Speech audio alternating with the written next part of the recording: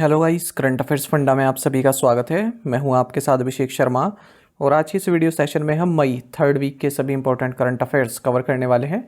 जो भी एस्पिरेंट्स हमारे डेली करंट अफेयर्स नहीं देख पाए हैं वो इस वीडियो के माध्यम से अपने डेली करंट अफेयर्स कवर कर पाएंगे थर्ड वीक के।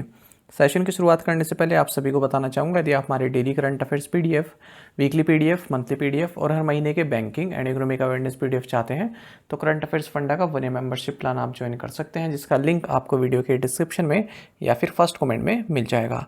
आपको बता दें, इस 1 ईयर मेंबरशिप प्लान के तहत जितना भी हमारा पीडीएफ कंटेंट है हम आपको 1 साल तक के लिए प्रोवाइड कराते हैं, जिसे आप डाउनलोड कर सकते हैं, प्रिंट आउट भी निकलवा सकते हैं। इसके लिए चाहे तो आप करंट अफेयर्स फंडा ऐप को यूज़ कर सकते हैं या फिर अपने लैपटॉप या सिस्टम की मदद से वेब लॉगिन भी कर सकते हैं। कोई भी आपका एग्जाम हो, बैंकिंग, एसएससी, रेलवे या फिर स्टेट पीसीएस, जहाँ पर भी जनरल अवेयरनेस या करंट अफेयर्स पूछे जाते हैं, सभी एग्जाम्स के लिए हमारा पीडीएफ कंटेंट काफ़ी यूजफुल है। दूसरा कोर्स हमारा बैंकिंग अवेयरनेस का है। कंप्लीट बैंकिंग अवेयरनेस हमने आपको इसमें पढ़ाया है, न केवल आपके बैंकिंग मेंस एग्जाम बल्कि अगर आप बैंकिंग इंटरव्यूज़ देते हैं उसके लिए भी यूज़फुल रहेगा। और एसएससी, रेलवे, स्टेट पीसीएस जैसे एग्जाम्स में इंडियन इकोनॉमी पर जो क्वेश्चंस बनते हैं उन्हें भी आप टैकल कर पाएंगे इस कोर्स के माध्यम से। डेमो वीडियो लेक्चर्स और डेमो पीडीएफ्स अवेलेबल है करंट अफेयर्स फंडा ऐप पर, उन्हें आप देख लीजिएगा। कोर्स बाय करने से पहले एक आइडिया लग जाए किस तरह कंटेंट हम आपको प्रोवाइड करा रहे हैं। तो दोनों ही कोर्सेज 1 साल की वैलिडिटी के साथ आते हैं और करंट अफेयर्स फंडा ऐप पर मिल जाएंगे। ऐप का लिंक वीडियो के डिस्क्रिप्शन में और फर्स्ट कमेंट दोनों ही जगह प्रोवाइड कर दिया गया है। फिर भी कोई डाउट रहता है तो हमारा कस्टमर केयर नंबर है 8448169188, इस पर आप कॉल कर सकते हैं या फिर व्हाट्सएप करके भी जानकारी प्राप्त कर सकते हैं। तो बिना किसी देरी के शुरुआत करेंगे इस वीडियो सेशन की। Who has been appointed as the new chairperson of the Union Public Service Commission UPSC? संघ लोक सेवा आयोग यूपीएससी का नया अध्यक्ष किसे नियुक्त किया गया है? ऑप्शंस आपके सामने है। सही आंसर ऑप्शन सी है, Ajay Kumar. Constitution of India के आर्टिकल 316(1) के तहत former defence secretary Ajay Kumar को union public service commission UPSC का नया चेयरमैन नियुक्त किया गया है और ये प्रीति सुडान को सक्सीड कर रहे हैं, जिनका कार्यकाल पूरा हो चुका है। यूपीएससी आप सभी जानते हैं, आईएएस, आईएफएस, आईपीएस और भी जो अदर सर्विसेज होती हैं यूपीएससी इनके लिए कंडक्ट कराता है एग्ज़ाम्स। इसमें एक चेयरमैन होता है और मैक्सिमम 10 मेंबर हो सकते हैं। जो यूपीएससी चेयरमैन है वो 6 साल तक इस पद पर रह सकता है या फिर जब तक उसकी एज 65 की ना हो जाए, दोनों में से जो भी पहले हो जाए। कंसीडर द फॉलोइंग स्टेटमेंट्स, निम्नलिखित कथनों पर विचार करें। देखिए 4 कथन दिए गए हैं, ABCD। पहला कथन है, justice Bhushan Ramkrishna Gavai was sworn in as the 52nd chief justice of India, यानी कि न्यायमूर्ति भूषण रामकृष्ण गवई ने भारत के 52वें मुख्य न्यायाधीश के रूप में शपथ ली। दूसरा स्टेटमेंट है, he took the oath of office in English, उन्होंने अंग्रेजी में पद की शपथ ली।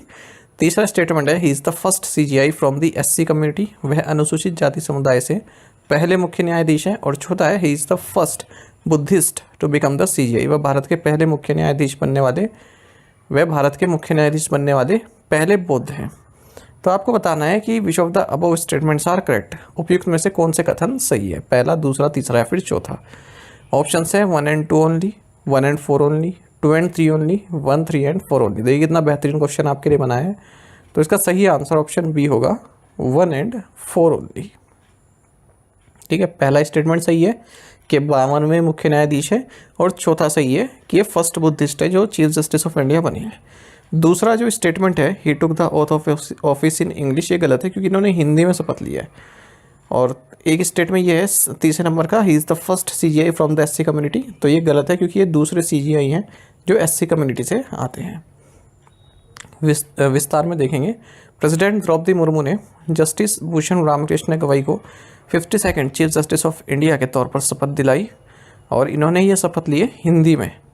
और कौन CGI संजीव खन्ना रिटायर हो चुके हैं तो उनके बदले जस्टिस गवई अब CGI बने हैं। अच्छा, ये सुप्रीम कोर्ट में जज के तौर पर एलिवेट हुए थे मई 24, 2019 को और इनका टेन्योर 6 मंथ से थोड़ा ज़्यादा रहेगा, यानी कि नवंबर 23 तक रहेगा। ये 2nd चीफ जस्टिस हैं इंडिया के जो शेड्यूल्ड कास्ट कम्युनिटी से आते हैं। इनसे पहले जस्टिस KG बालकृष्ण भी रहे, वो भी शेड्यूल्ड कास्ट से आते थे। 2007 से 2010 के बीच में रहे वो CGI। और ये first Buddhist chief justice of India, यानी कि पहले ऐसे चीफ जस्टिस ऑफ इंडिया हैं जो बौद्ध धर्म का को जो है फॉलो करते हैं। कई सुप्रीम कोर्ट के ऐसे डिसीजन रहे, इम्पैक्टफुल डिसीजन में ये हिस्सा रहे, जैसे आर्टिकल 370 ऑफ कॉन्स्टिट्यूशन की जो वैलिडिटी है उसको बनाए रखी, और इलेक्टोरल बॉन्ड्स स्कीम को जो है स्ट्राइक डाउन किया था, तब भी ये उस बेंच में थे। On which state has government of India decided to celebrate Ayurveda day? Bharat सरकार ने आयुर्वेद दिवस कब मनाने का निर्णय लिया है? ऑप्शंस आपके सामने है। सही आंसर ऑप्शन डी है 23 सितंबर। गवर्नमेंट ऑफ इंडिया ने कहा है कि हर साल 23 सितंबर को आयुर्वेदा डे मनाया जाएगा। अब तक क्या था कि आयुर्वेदा डे धनतेरस के दिन मनाया जाता था, लेकिन धनतेरस अलग अलग डेट को होती है तो कुछ मज़ा सा नहीं आ रहा था, तो अब एक फिक्स कर दिया डेट कि 23 सितंबर को मनाया जाएगा। उस दिन ऑटोमनल इक्विनॉक्स भी होता है, यानी कि ऐसा दिन जब डे और नाइट इक्वल होते हैं। On which state is the international day of families observe annually? अंतर्राष्ट्रीय परिवार दिवस प्रतिवर्ष कब मनाया जाता है? ऑप्शंस आपके सामने हैं। सही आंसर ऑप्शन सी है 15 मई। तो इंटरनेशनल डे ऑफ फैमिलीज 15 मई को मनाया जाता है। 2025 में इस डे का थीम रहेगा family oriented policies for sustainable development towards the second world summit for social development. तो इतना बड़ा थीम तो नहीं पूछा जाता है, पर डेट महत्वपूर्ण है। In which two cities are India's first 3 nanometre chip design centres located? Bharat के पहले 3 नैनोमीटर चिप डिज़ाइन केंद्र किन 2 शहरों में स्थित हैं? राइट आंसर ऑप्शन सी है Noida and Bengaluru. Union minister for electronics and information technology, railways and information broadcasting Ashwini Vaishnaw ने 2 नए state of art design facilities inaugurate की हैं नोएडा और बेंगलुरु में। ये design facilities Renesas electronics India private limited की हैं। तो इंडिया की फर्स्ट डिज़ाइन सेंटर है जहाँ पर cutting edge 3 nanometre chip design पर वर्क किया जाएगा। Renesas electronics corporation Japanese semiconductor manufacturer है, टोक्यो जापान में हेडक्वार्टर्स है इसका। Which two states recently signed an MOU to jointly implement the Tapti basin mega recharge project?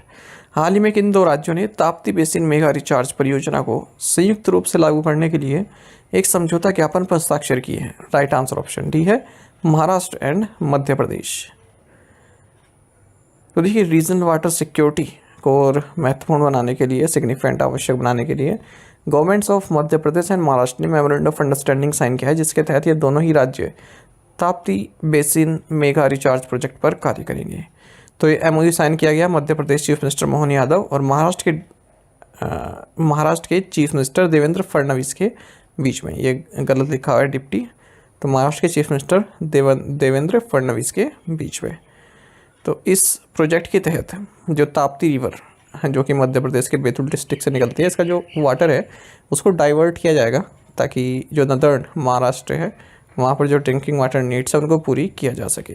साथ ही इरिगेशन सपोर्ट भी provide किया जाएगा जो southern and south eastern district है मध्य प्रदेश के, ऐसे बुरहानपुर, खांडवा, इन सभी में। इस रिवर को महाराष्ट्र में तापी बोलते हैं, ताप्ती रिवर को तापी बोलते हैं महाराष्ट्र में। तो ये तीसरा इस तरह का एग्रीमेंट है जो मध्य प्रदेश गवर्नमेंट ने किसी राज्य के साथ साइन किया है। इससे पहले केन बेतवा लिंक महाराष्ट्र के साथ और पार्वती काली सिंध चंबल प्रोजेक्ट राजस्थान के साथ साइन किया हुआ है। What is the name of the initiative launched by Delhi Police to bring school dropouts back into the education system? School छोड़ने वाले बच्चों को शिक्षा प्रणाली में वापस लाने के लिए दिल्ली पुलिस द्वारा शुरू की गई पहल का नाम क्या है? ऑप्शंस आपके सामने हैं। सही आंसर ऑप्शन ए है नई दिशा। तो देखिए, जो स्कूल ड्रॉप आउट रेट है उसको कम करने के लिए दिल्ली पुलिस ने एक प्रोग्राम लॉन्च किया है, Nai Disha a path back to learning, जिसके तहत जो ड्रॉप आउट बच्चे हैं, ठीक है, उनको वापस एजुकेशन सिस्टम में जोड़ा जाए। तो जो भी स्कूल ड्रॉप आउट बच्चे हैं जिन्होंने स्कूल छोड़ दिया, उनके घर पर जा रहे हैं पुलिस पर्सनल, बच्चों से, उनकी फैमिलीज से बात कर रहे हैं, रीजन पूछ रहे हैं, उनको मतलब कह रहे हैं कि आप दोबारा एजुकेशन में रिज्यूम कीजिए। विच स्टेट और union territory has the highest recorded density of snow leopard in the world? विश्व में हिम तेंदुओं का सर्वाधिक घनत्व किस राज्य केंद्र शासित प्रदेश में दर्ज किया गया है? ऑप्शंस आपके सामने है। सही आंसर ऑप्शन ए है लद्दाख। तो यूनियन टेरिटरी ऑफ लद्दाख, यहाँ पर सबसे ज़्यादा डेंसिटी है स्नो लेपर्ड्स की पूरे वर्ल्ड में, और 68% of India's population of leopard यहाँ पर पाई जाती है। ऐसा एक स्टडी में बताया गया। ये स्टडी पब्लिश हुई है जर्नल PLOS One में। तो इंडिया के जो स्नो लेपर्ड हैं उनकी पॉपुलेशन 709 है, जिसमें से 477 लद्दाख में पाए जाते हैं।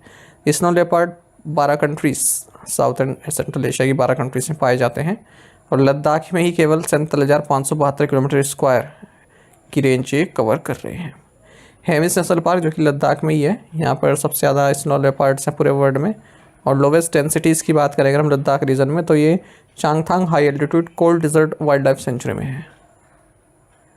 2017 में जो स्नो लेपर्ड है, इनकी जो कैटेगरी है रेड लिस्ट भी है, उसको इंडेंजर्ड से कम करके वल्नरेबल कर दी थी।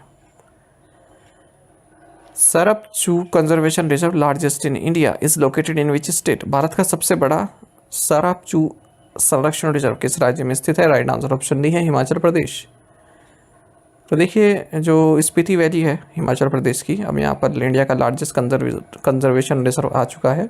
गवर्नमेंट ने सरप चू कंजर्वेशन रिजर्व को नोटिफाई कर दिया है। और इसके अलावा दाड़लाघाट, नैना देवी, पोटर हिल और शिली, ये भी हिमाचल प्रदेश में कंजर्वेशन रिजर्व है। और ये सरप चू 5th कंजर्वेशन रिजर्व होगा, लार्जेस्ट है इंडिया का। और स्नो लेपर्ड के लिए जाना जाता है भी, इसे घोस्ट ऑफ द माउंटेन्स बोलते हैं स्नो लेपर्ड को। In 2024, India overtook which country to become the world's third largest producer of electricity from wind and solar? 2024 में भारत किस देश को पीछे छोड़कर पवन और सूर्य ऊर्जा से बिजली का दुनिया का तीसरे सबसे बड़ा उत्पादक बन गया है? ऑप्शंस आपके सामने हैं। सही आंसर ऑप्शन डी है जर्मनी। तो भारत वर्ल्ड का थर्ड लार्जेस्ट प्रोड्यूसर बन गया है इलेक्ट्रिसिटी का विंड और सोलर एनर्जी से। 2024 में जर्मनी को पीछे छोड़ा है।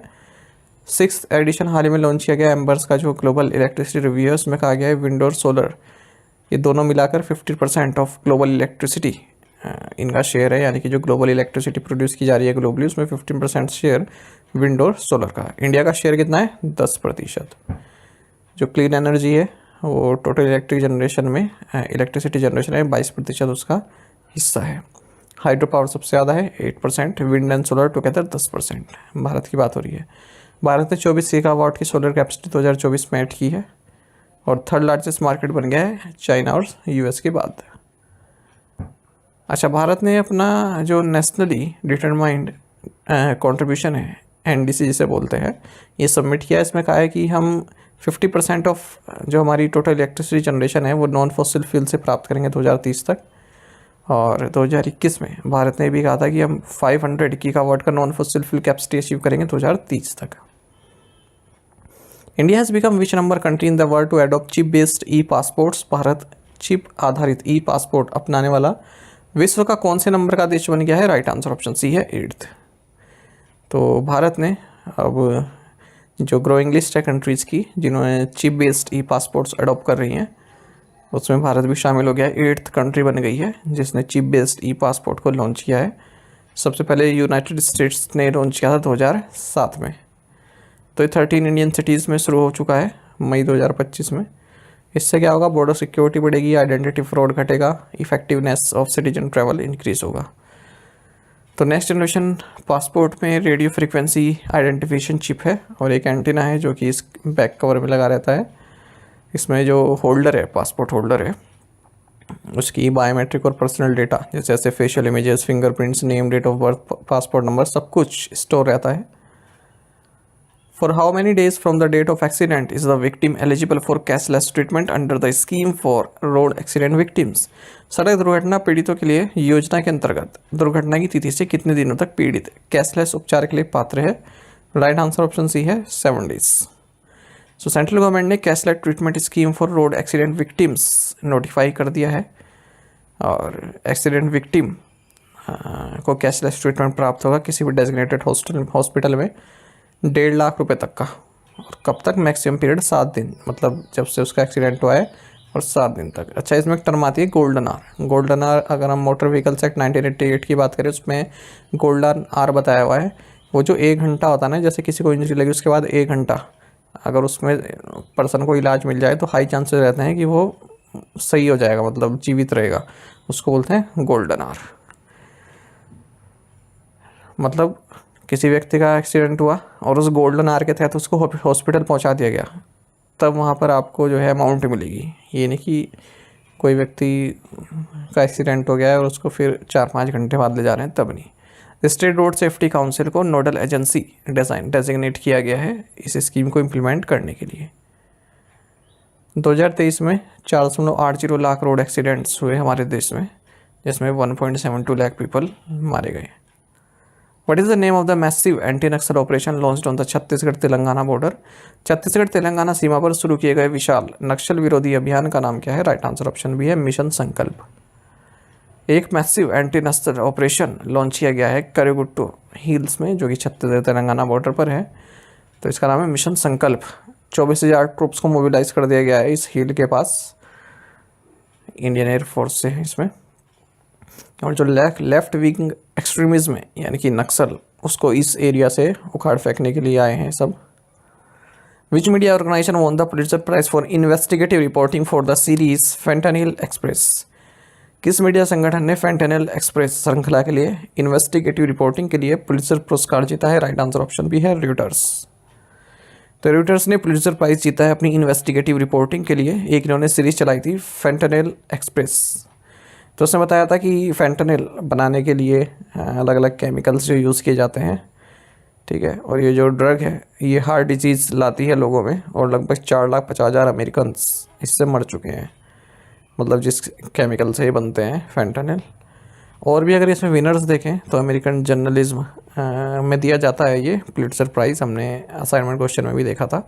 न्यूयॉर्क टाइम्स को भी अवार्ड मिले हैं, 4 पुलित्जर मिले हैं। न्यूयॉर्क मैगजीन को भी मिले हैं 3, द टाइम्स को भी मिला है इसमें।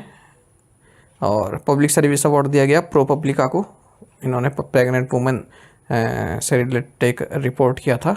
वो इसलिए मर गई थी क्योंकि डॉक्टर ने उसे टाइम पर ट्रीटमेंट नहीं दिया, क्योंकि स्ट्रिक्ट अबॉर्शन लॉज हैं, तो डॉक्टर जो है घबरा रहे थे उसको करते हुए। नेशनल रिपोर्टिंग के लिए वॉल स्ट्रीट जर्नल को दिया गया है, मतलब इन्होंने एग्जामिन किया है जो एलन मस्क है, किस तरह से पॉलिटिकल और पर्सनल इनका शिफ्ट रहा है इनकी ज़िंदगी में, किस तरह से पॉलिटिकल बन चुके। Which bank become the first from the middle east and Africa to open a branch in India's GIFT City? Bharat के गिफ्ट सिटी में शाखा खोलने वाला मध्य पूर्व और अफ्रीका का पहला बैंक कौन सा बन गया? राइट आंसर ऑप्शन डी है कतर नेशनल बैंक। QNB यानी कि कतर नेशनल बैंक, जो कि लार्जेस्ट फाइनेंशियल इंस्टीट्यूशन है मिडिल ईस्ट एंड अफ्रीका में, ये फर्स्ट बैंक बन गया इस रीजन से जिसने इंडिया के गिफ्ट सिटी में अपनी ब्रांच ओपन की है। गिफ्ट सिटी कहाँ है? गुजरात में। तो QNB शेड्यूल कमर्शियल बैंक की तरह ऑपरेट करता है भारत में, और हेडक्वार्टर्स कहाँ है? दोहा, कतर में। Where was the 4th ministerial conference of RIMES held? RIMES का चौथा मंत्री स्तरीय सम्मेलन कहाँ आयोजित किया गया? राइट आंसर ऑप्शन सी है कोलंबो, श्रीलंका। तो minister conference of the regional integrated multi hazard early warning system RIMES, तो ये हाल ही में संपन्न हुआ है। इन्होंने डेक्लेरेशन भी अडॉप्ट किया है एक, कि इस एरिया में डिज़ास्टर प्रिपेयर्डनेस को लेकर हम लोग तैयार रहेंगे। भारत इसमें को चेयर रहा है। 4th मिनिस्ट्रियल कॉन्फ्रेंस रही है, कोलंबो श्रीलंका में हुई है। भारत इस RIMES काउंसिल की अध्यक्षता भी कर रहा है, और इसकी अध्यक्षता की गई डॉक्टर M रविचंद्रन, जो कि सेक्रेटरी है मिनिस्ट्री ऑफ अर्थ साइंसेस, इनके द्वारा। Which city has been declared India's first beggar free city? किस शहर को भारत का पहला भिखारी मुक्त शहर घोषित किया गया है? ऑप्शंस आपके सामने हैं। सही आंसर ऑप्शन ए है इंदौर। इंदौर, मध्य प्रदेश, इसे इंडिया का first beggar free city declare किया गया है। Ministry of social justice and empowerment का जो भिक्षावृत्ति मुक्त भारत है यानी कि बैगिंग फ्री इंडिया इनिशिएटिव है, इसके तहत इस अचीवमेंट को वर्ल्ड बैंक द्वारा भी रिकॉग्नाइज किया गया है। Comprehensive rehabilitation of persons engaged in the act of bagging, जो कि एक सब स्कीम है स्माइल स्कीम की, इसके तहत।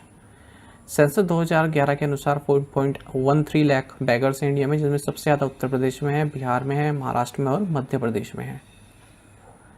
As per Ethnologue 2025 which language is the most widely spoken in the world? Ethnologue 2025 के अनुसार दुनिया में सबसे अधिक बोले जाने वाली भाषा कौन सी है?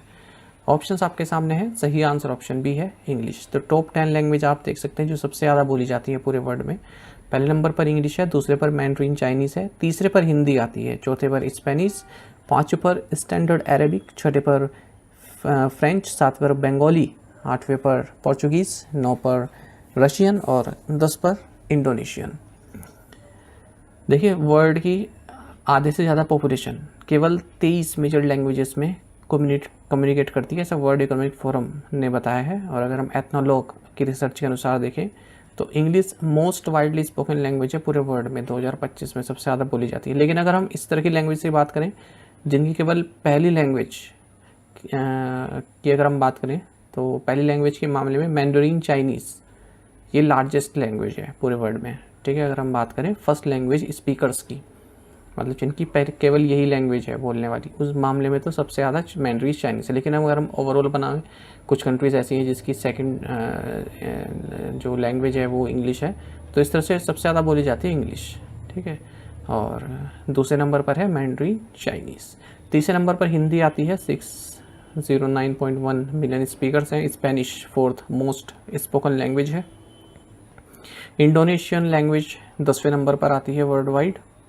और इंडिया की बात करें तो आप सब जानते हैं लिंग्विस्टिक डाइवर्सिटी यहाँ पर है। और 5 वाइडली स्पोकन लैंग्वेजेस की अगर हम बात करें, हिंदी जो कि ग्लोबली तीसरे नंबर पर है, बंगाली ग्लोबली 7वें नंबर पर है, उर्दू 11वें नंबर पर, मराठी 16वें नंबर पर, तेलुगु 18वें नंबर पर है। What is the total amount allocated to Pakistan under the IMF's Extended Fund Facility Program? IMF की विस्तारित निधि सुविधा कार्यक्रम के तहत पाकिस्तान को आवंटित कुल राशि कितनी है? ऑप्शंस आपके सामने है। सही आंसर ऑप्शन सी है, $7 बिलियन।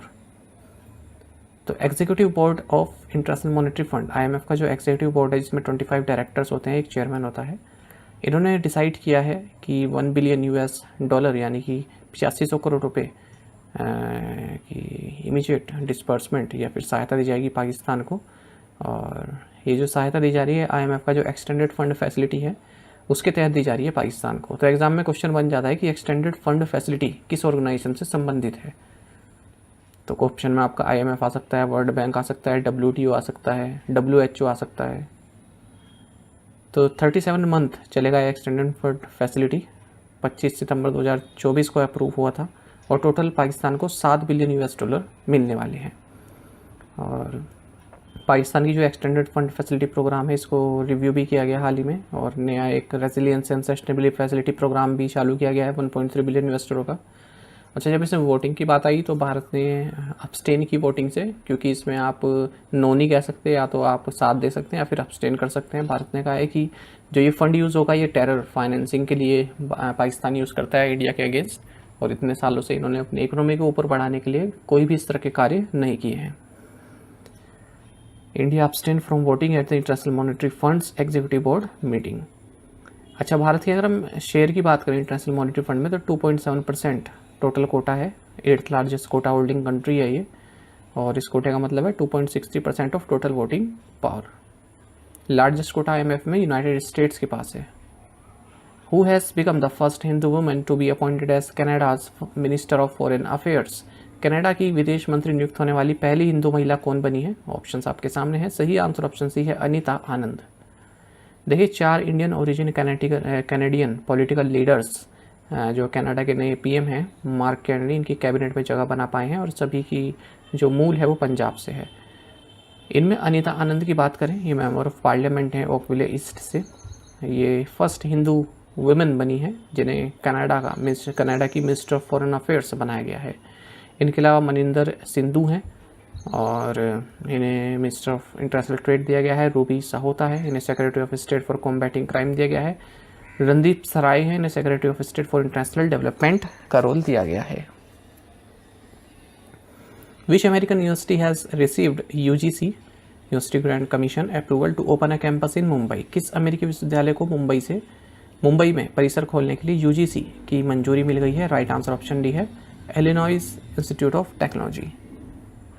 तो इलिनॉइस टेक यूनिवर्सिटी, इसे इंडिया की जो यूनिवर्सिटी ग्रांट्स कमीशन है इससे मंजूरी मिल गई है कि ये मुंबई में अपना कैंपस ओपन कर सकता है।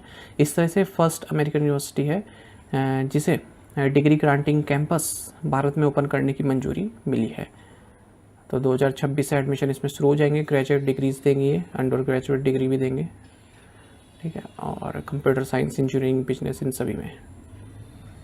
SBI is now ranked among the world's most profitable companies. What is its global rank as per the Bloomberg list? SBI अब दुनिया की सबसे ज़्यादा मुनाफा कमाने वाली कंपनियों में शुमार है। ब्लूमबर्ग की सूची के अनुसार इसकी वैश्विक रैंक क्या है? राइट आंसर ऑप्शन सी है, 98th। देखिए, स्टेट बैंक ऑफ इंडिया है, आप सभी जानते हैं, एक दशक पहले जब इसके 5 एसोसिएट बैंक्स इसमें मर्ज हो गए थे तब ये टॉप 50 बैंक्स बाय एसेट्स की लिस्ट में अपना जगह बना चुकी थी और अब फिर से इसने टॉप 100 में अपनी जगह बनाई है। अगर हम प्रॉफिटेबिलिटी की बात करें तो इसका जो नेट प्रॉफिट है 9.2 बिलियन यूएस डॉलर का रहा है, लगभग 77,561 करोड़ रुपए का फाइनेंशियल 25 में।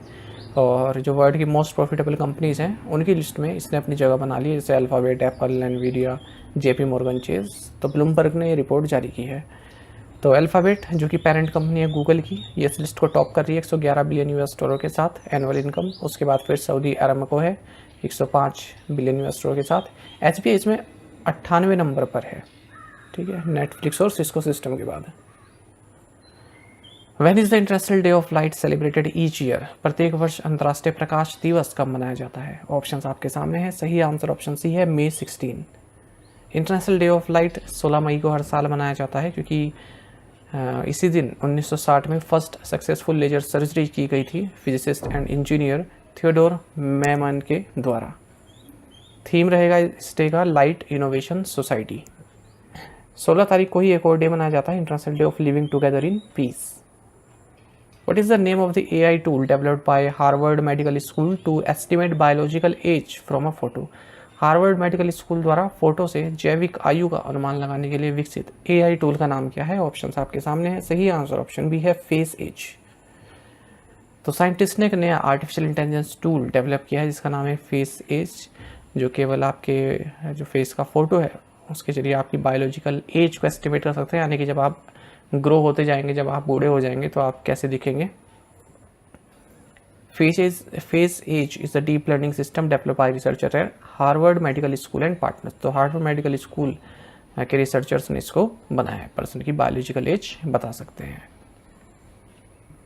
मतलब आपकी बॉडी में किस तरह का, फेस में किस तरह का वियर एंड टियर देखने के लिए मिलेंगे, झुर्रियाँ देखने के मिलेंगी। India has rolled out over a 50 million US dollar treasury bill to support which country? Bharat ने किस देश को सहायता देने के लिए 50 मिलियन यूएस डॉलर का ट्रेजरी बिल पेश किया है? ऑप्शंस आपके सामने है। सही आंसर ऑप्शन है मालदीव्स। भारत ने 50 मिलियन यूएस डॉलर का ट्रेजरी बिल जो है जारी किया है नेबरिंग आइलैंड नेशन मालदीव्स के लिए। एक तरह का इमरजेंसी फाइनेंशियल असिस्टेंस है जो भारत प्रोवाइड कराता आ रहा है मालदीव्स को। मार्च 2019 से ही भारत इस तरह की फैसिलिटी एसबीआई के जरिए मालदीव्स को प्रोवाइड करा रहे हैं। एक एनुअली इंटरेस्ट फ्री एक ग्रांट होता है। Who has become the first Indian lawyer to receive the medal of honour from the world jurist association? विश्व न्यायवादी संघ से मेडल ऑफ ऑनर प्राप्त करने वाले पहले भारतीय वकील कौन बन गए हैं? ऑप्शंस आपके सामने हैं। सही आंसर ऑप्शन बी रहेगा, Bhuvan Ribhu. Child rights activist and lawyer Bhuvan Ribhu ये फर्स्ट इंडियन लॉयर बन गए हैं जिन्हें मेडल ऑफ ऑनर से सम्मानित किया गया है वर्ल्ड जूरिस्ट एसोसिएशन द्वारा। वर्ल्ड लॉ कांग्रेस में 1963 में स्थापना हुई थी वर्ल्ड जूरिस्ट एसोसिएशन की, और तब से sir Winston Churchill, Nelson Mandela, इस तरह कैरी कैनेडी, इस तरह के लोगों को ये अवार्ड प्राप्त हो चुका है। What does the term unicorn refer to in the startup ecosystem? Startup ecosystem में यूनिकॉर्न शब्द का क्या अर्थ है? राइट आंसर ऑप्शन सी है, a privately owned startup valued at over 1 billion US dollar. तो JSW1 प्लेटफॉर्म जो कि एक business to business e commerce division है JSW ग्रुप की, इन्होंने 340 करोड़ रुपए का फंड रेज किया है हाल ही में प्रिंसिपल एसेट मैनेजमेंट और वन अप से, और इस तरह से इनकी वैल्यूएशन 1 बिलियन यूएस डॉलर के पार चली गई है, और जिसका मतलब ये हुआ कि यूनिकॉर्न क्लब में एंटर कर चुके हैं। यूनिकॉर्न क्या है? एक ऐसा स्टार्टअप कंपनी जिसकी वैल्यूएशन 1 बिलियन यूएस डॉलर से ज़्यादा की हो जाए, प्राइवेटली ओन्ड हो और अब तक शेयर मार्केट में लिस्टेड ना हुआ हो। Who has been appointed as the new chairman of the BRICS chamber of commerce and industry? BRICS chamber of commerce and industry का नया अध्यक्ष किसे नियुक्त किया गया है? ऑप्शंस आपके सामने है। सही आंसर ऑप्शन डी है, हरवंश चावला। तो BRICS chamber of commerce and industry ने हरवंश चावला जो कि लॉयर है, एक्सपर्ट है इंटरनेशनल ट्रेड लॉ में, इन्हें नया चेयरमैन नियुक्त किया है। BRICS chamber of commerce industry एक नॉन प्रॉफिट ऑर्गेनाइजेशन है जिसका जो मकसद है वो Brazil, Russia, India, China, South Africa और जो ब्रिक्स प्लस नेशंस हैं उनके बीच में ट्रेड, इन्वेस्टमेंट और इकोनॉमिक कोऑपरेशन को प्रमोट करना है। Who has been given additional charge as the chairman and managing director of Solar Energy Corporation of India (SECI)? भारतीय सौर ऊर्जा निगम के अध्यक्ष एवं प्रबंध निदेशक का अतिरिक्त प्रभार किसे दिया गया है? राइट आंसर ऑप्शन सी है, संतोष कुमार सारंगी।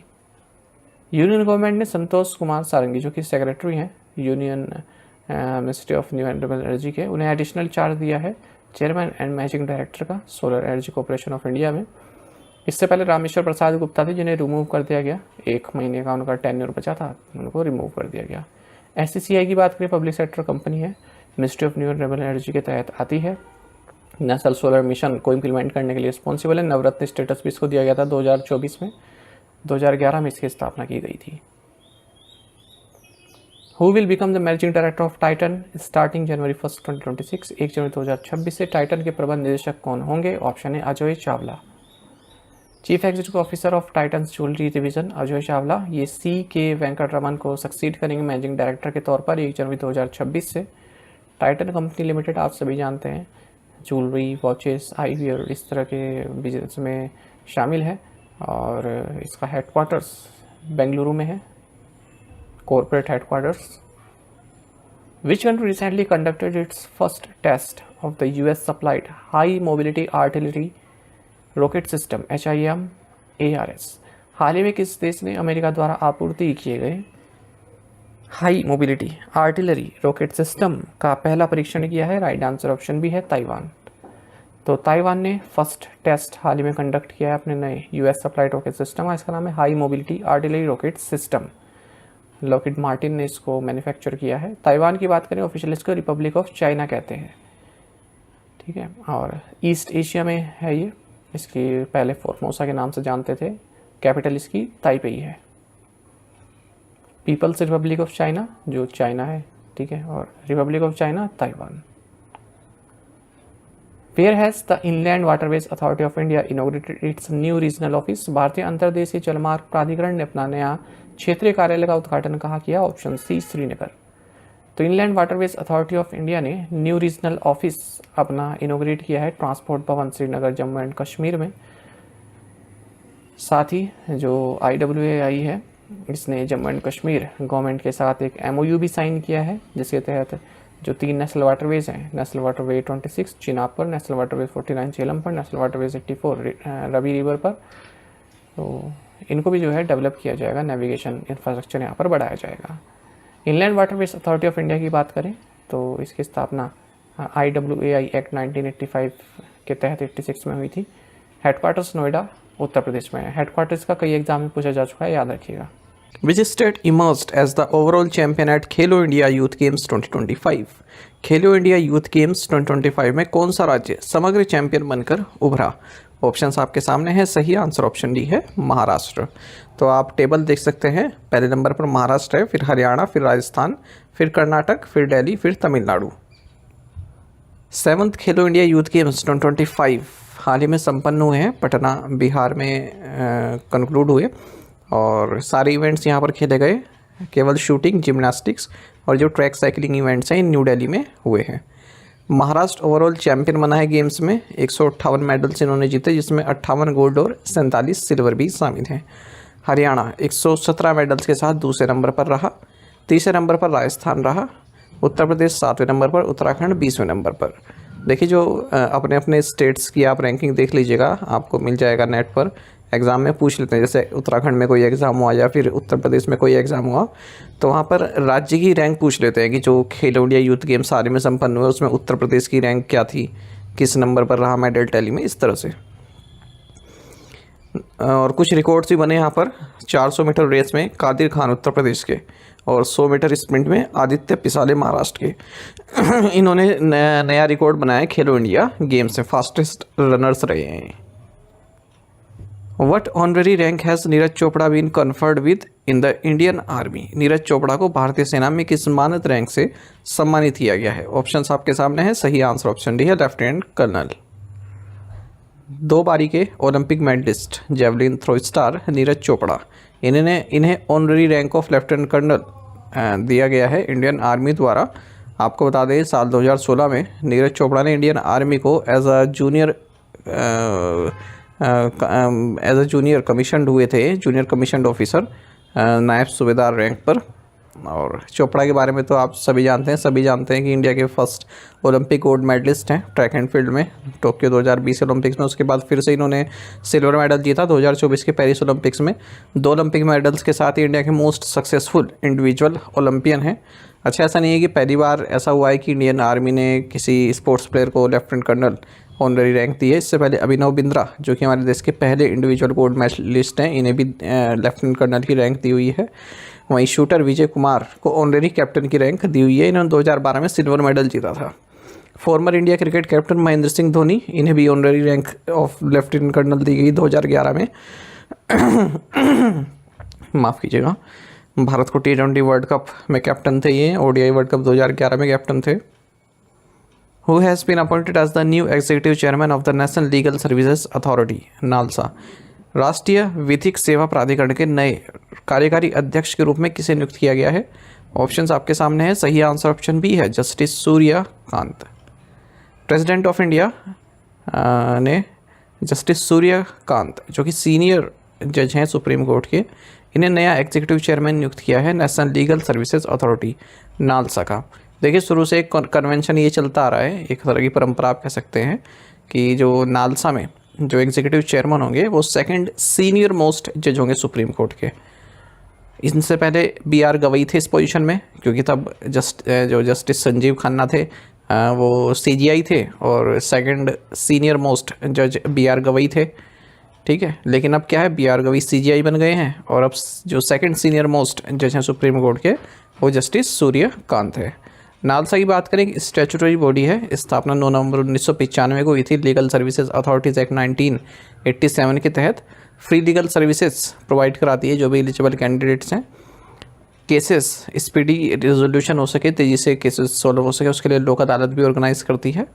Chief justice of India patron in chief होते हैं नालसा के। वहीं जो सेकंड सीनियर मोस्ट जज हैं सुप्रीम कोर्ट ऑफ इंडिया के वो एग्जीक्यूटिव चेयरमैन होते हैं नालसा के। Which Indian shutler won the women's singles title at the Denmark Challenge 2025? Denmark challenge 2025 में महिला एकल का खिताब किस भारतीय शटलर ने जीता है? ऑप्शंस आपके सामने हैं। सही आंसर ऑप्शन बी है, तन्वी शर्मा। इंडियन शटलर हैं तन्वी शर्मा, इन्होंने विमेंस सिंगल्स टाइटल जीता है डेनमार्क चैलेंज 2025 बैडमिंटन टूर्नामेंट फार्म में ये हुआ है डेनमार्क में। और इंडोनेशिया की नी कैडेक टिंडा अमर्त्या प्रातिवी को इन्होंने हराया है। Which team von 2024-25 Bundesliga title? 2024-25 Bundesliga खिताब किस टीम ने जीता? राइट आंसर ऑप्शन बी है, बायर्न म्यूनिख।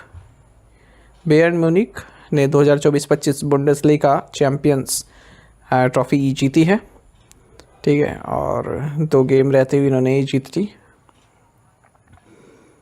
ये जो बुंडेसलीगा है ये जर्मनी का एक प्रीमियर मेंस फुटबॉल कंपटीशन होता है। इस बार ये 62nd सीजन था।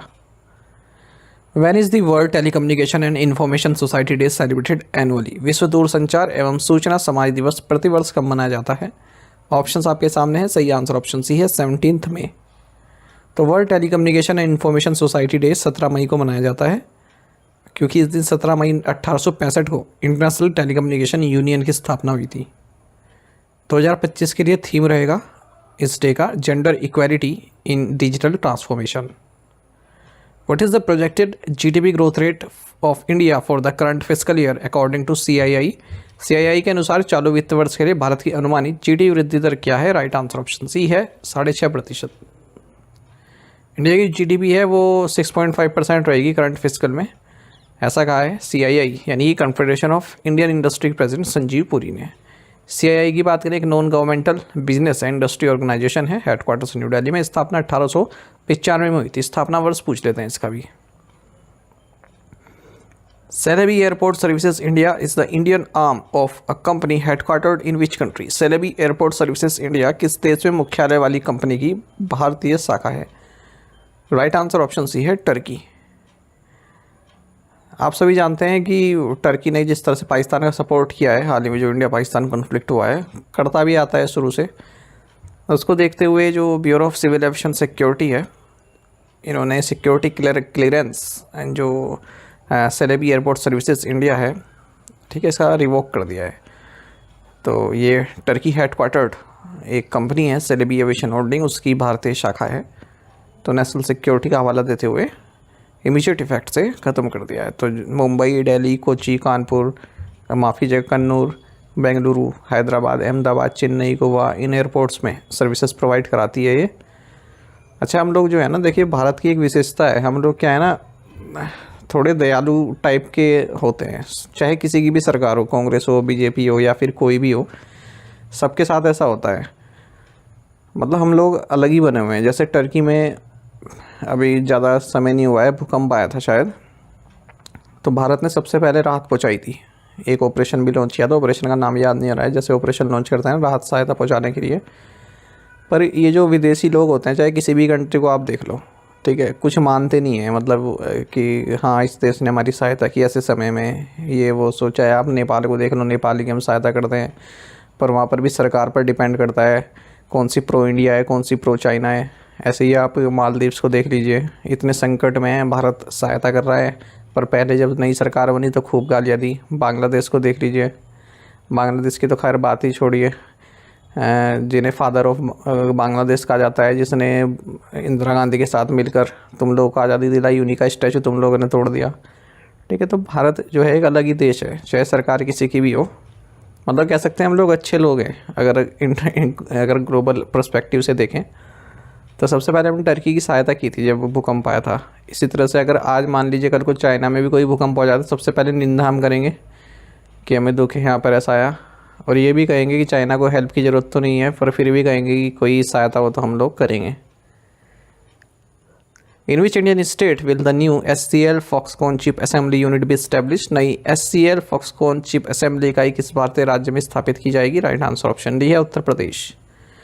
यूनियन कैबिनेट ने SCL और फॉक्सकॉन के बीच में जो जॉइंट वेंचर है, संयुक्त उपक्रम, उसको अप्रूव कर दिया है। ये chip assembly and packaging unit को स्थापित करेंगी उत्तर प्रदेश में। इस तरह से ये 6th प्रोजेक्ट है जिसे अप्रूवल मिला है गवर्नमेंट के 76,000 करोड़ रुपए के इंडिया सेमीकंडक्टर मिशन के तहत chip assembly and packaging unit establish करने के लिए। और इस प्लांट को 3,706 करोड़ रुपये की इन्वेस्टमेंट भी प्राप्त होगी। तो ये जो प्लांट है Jewar airport, Yamuna expressway industrial development authority Uttar Pradesh के आसपास सेटअप किया जाएगा। और पहला चिप प्लांट है जो उत्तर प्रदेश में सेटअप किया जाएगा। बाकी के जो 5 है, देखिए 4 तो जो 4 प्लांट है ये तो गुजरात में बन रहे हैं, और एक जो है आसाम में बन रहा है, तो ये 6ठा उत्तर प्रदेश में बनेगा। The plant will manufacture display driver chips for mobile phones, laptops, automobiles, PCs, and other devices which include a display. In which state was the Teesta प्रहार exercise conducted by Indian army? भारतीय सेना द्वारा तीस्ता प्रहार अभ्यास किस राज्य में आयोजित किया गया? राइट आंसर ऑप्शन सी है वेस्ट बंगाल। इंडियन आर्मी ने तीस्ता प्रहार एक्सरसाइज कंडक्ट की है वेस्ट बंगाल में। नाम से पता चल रहा है कि कहाँ हुआ होगा, वेस्ट बंगाल में, तीस्ता नदी के लिए फेमस है। तो इस एक्सरसाइज में जो है अलग अलग तरह के, जैसे para special forces, army aviation, engineers, signals, armoured corps, mechanised infantry, इन सभी ने पार्टिसिपेट किया। जोस पेपे मुजिका का हाल ही में निधन हो गया। वह किस देश के पूर्व राष्ट्रपति थे? ऑप्शंस आपके सामने हैं। सही आंसर ऑप्शन बी है उरुग्वे। उरुग्वे के फॉर्मर प्रेसिडेंट रहे जोस पेपे मुजिका। इन्हें वर्ल्ड्स पुअरेस्ट प्रेसिडेंट के नाम से भी जाना जाता है। 89 की एज में इनका निधन हो गया। उरुग्वे जो कैपिटल है मोंटेवेडियो में। और ओबिचुरीज देख लेते हैं। फिशरीज एक्सपर्ट और पद्मश्री अवार्डी साइंटिस्ट रहे सुबन्ना अयप्पम। कावेरी रिवर के तट पर इनकी बॉडी मिली है, डेड बॉडी, 70 साल के थे ये। बॉब कॉपर जो कि पहले ऑस्ट्रेलियन रहे हैं, या फिर आप कह सकते हैं जिन्होंने टेस्ट क्रिकेट की फर्स्ट ट्रिपल सेंचुरी लगाई थी ऑस्ट्रेलिया में। इनका निधन हो गया 84 की एज में। Development of Bhargavastra showcases India's capability in which domain? Bhargavastra का विकास किस क्षेत्र में भारत की क्षमता को प्रदर्शित करता है? राइट आंसर ऑप्शन डी है एंटी ड्रोन वारफेयर। देखिए, जो काउंटर ड्रोन वारफेयर कैपेबिलिटीज़ हैं, यानी कि कोई ड्रोन आता है, जैसे पाकिस्तान की ओर से भी ड्रोन आए, हमने उन्हें मार गिराया, तो इस तरह की कैपेबिलिटीज़ को सक्सेसफुल अभी टेस्ट किया गया है भार्गवास्त्र के जरिए, जो कि एक लो कॉस्ट, काफ़ी कम पैसों में बना हुआ एंटी ड्रोन सिस्टम है। इसको solar defence and aerospace limited द्वारा बनाया गया है, और इसकी टेस्टिंग की गई सीवर्ड फायरिंग रेंज गोपालपुर में। तो डेवलप किसने किया है? इस सोलर की सब्सिडरी है इकोनॉमिक एक्सप्लोसिव लिमिटेड, इसके द्वारा किया गया है। ठीक है, इसमें एक माइक्रो म्यूनिशंस यूज़ किए जाते हैं, मतलब छोटे छोटे बारूद टाइप के, जो कि इन ड्रोन्स को हवा में ही मार गिराते हैं। 2.5 किलोमीटर तक की रेंज होती है। Who has been appointed as the new chairman of the Internet and Mobile Association of India IAMAI? Internet and mobile association of India के नए अध्यक्ष के रूप में किसे नियुक्त किया गया है? राइट आंसर ऑप्शन सी है MN श्रीनिवासु। तो internet and mobile association of India की गवर्निंग काउंसिल ने MN श्रीनिवासु, जो कि को फाउंडर हैं बिल डेस्क के, इन्हें चेयरपर्सन किया है। और ये ड्रीम स्पोर्ट्स के को फाउंडर एंड CEO हर्ष जैन को इस पद पर रिप्लेस कर रहे हैं या फिर सक्सीड कर रहे हैं। साथ ही जो रेजर पे के CEO एंड को फाउंडर हैं हर्षिल माथुर, इन्हें वाइस चेयरमैन नियुक्त किया गया है। फ़ोनपे के founder and CEO Sameer Nigam, इन्हें ट्रेजरर नियुक्त किया गया है इस internet and mobile association of India का। Who has been appointed as the acting CEO of the Open Network for Digital Commerce ONDC? Open network for digital commerce के कार्यवाहक CEO के रूप में किसे नियुक्त किया गया है? राइट आंसर ऑप्शन डी है विभोर जैन। तो open network for digital commerce ONDC, इन्होंने विभोर जैन को एक्टिंग CEO नियुक्त किया है इमीडिएट इफेक्ट से। ONDC आप जानते ही हैं, department for promotion of industry and talented government of India के तहत लॉन्च किया गया एक इनिशिएटिव है और 31 दिसंबर 2021 को इसको लॉन्च किया गया था। एक private non profit section 8 company है ये, quality council of India and protein gov technologies limited ने इसमें इन्वेस्टमेंट किया हुआ है। The world's first commercial scale e-methanol plant has begun operations in which country? विश्व का पहला वाणिज्यिक पैमाने का ई-मेथनॉल संयंत्र किस देश में चालू हो गया? राइट आंसर ऑप्शन सी है डेनमार्क। तो वर्ल्ड का फर्स्ट कमर्शियल स्केल ई-मेथनॉल प्लांट ने अपना ऑपरेशन शुरू कर दिया है डेनमार्क में। जो ई-मेथनॉल है ये क्या करता है? एमिशन मतलब काफ़ी कम एमिशन होता है इससे शिपिंग में और केमिकल मैन्युफैक्चरिंग में। ई-मेथनॉल एक लो कार्बन एनर्जी है जिसे प्रोड्यूस किया जाता है ग्रीन हाइड्रोजन और कार्बन डाइऑक्साइड को मिलाकर। हाउ मच पेनल्टी, जिसे ग्रीन हाइड्रोजन और जो कैप्चर्ड कार्बन डाइऑक्साइड है उसके कम्बिनेशन से बनाया जाता है। How much penalty has the reserve bank of India imposed on Grewal brothers finance company private limited? भारतीय रिजर्व बैंक ने Grewal brothers finance company private limited पर कितने रुपए का जुर्माना लगाया? राइट आंसर ऑप्शन बी है 50,000 rupees. Reserve bank of India ने 50,000 रुपये की मॉनिटरी पेनल्टी लगाई है Grewal brothers finance company private limited Kerala पर, क्योंकि इन्होंने रिजर्व बैंक ऑफ इंडिया की जो master direction reserve bank of India direction 2023 इनका अनुपालन नहीं किया। साथ ही रिजर्व बैंक ऑफ इंडिया ने 50,000 रुपये की पेनल्टी लगाई है स्वर्ण भारती सहकारा बैंक नियामिता बेंगलुरु कर्नाटक पर भी। How many carbon capture and utilisation test bed clusters were launched by the department of science and technology for the cement sector? विज्ञान और प्रौद्योगिकी विभाग द्वारा सीमेंट क्षेत्र के लिए कितने कार्बन कैप्चर और utilisation test bed cluster launch किए गए? राइट आंसर ऑप्शन बी है 5। तो department of science and technology ने 5 क्लस्टर जो है लॉन्च किए हैं carbon capture and utilisation test bed के सीमेंट सेक्टर के लिए। कार्बन कैप्चर एंड यूटिलाइजेशन का मतलब क्या है? मतलब इस तरह की टेक्नोलॉजीज जिसमें आप कार्बन डाइऑक्साइड एमिशन को कैप्चर कर सकते हैं, वो भी सोर्स से, डायरेक्ट सोर्स से, मतलब जहाँ से इनका उत्सर्जन हो रहा है वहाँ से, जैसे पावर प्लांट्स हो गई, इंडस्ट्रियल फैसिलिटीज़ हो गई। तो ये टेस्ट बेड्स कहाँ पर बनाए जा रहे हैं? हरियाणा, उत्तर प्रदेश, महाराष्ट्र, आंध्र प्रदेश और गोवा में। Which state has launched a policy to promote the use of artificial sand M sand in government construction projects? किस राज्य ने सरकारी निर्माण परियोजनाओं में कृत्रिम रेत के उपयोग को बढ़ावा देने के लिए नीति शुरू की है? ऑप्शन ए राइट आंसर है महाराष्ट्र। तो महाराष्ट्र गवर्नमेंट ने जो आर्टिफिशियल सैंड है, जिसे मैन्युफैक्चर्ड सैंड या फिर एम-सैंड बोलते हैं, इसको प्रमोट करने के लिए पॉलिसी अप्रूव कर दी है।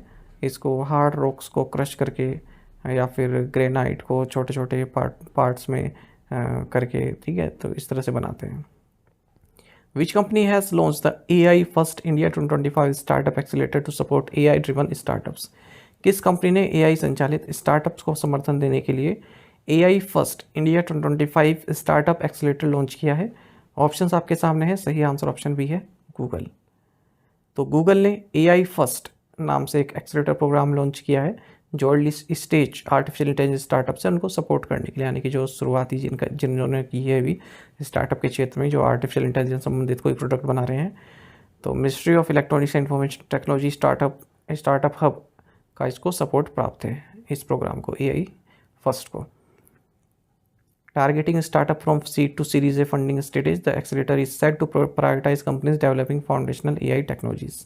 मतलब जो अर्ली स्टेज स्टार्टअप्स हैं उनको प्रोवाइड कराएंगे जो भी सहायता होगी, चाहे फंडिंग हो या फिर गाइडेंस हो, टेक्नोलॉजी हो, to which country has the US agreed to sell an arms package worth around 142 billion US dollar. America ने किस देश को लगभग 142 बिलियन यूएस डॉलर का हथियार पैकेज बेचने पर सहमति व्यक्त की है? राइट आंसर ऑप्शन डी है सऊदी अरब। तो अमेरिका एग्री हुआ है कि सऊदी अरब को 142 बिलियन यूएस डॉलर के आर्म्स ये बेचेगा, और इसे लार्जेस्ट डिफेंस कोऑपरेशन एग्रीमेंट कहा जा रहा है जो अब तक यूएस ने किसी कंट्री के साथ किया है।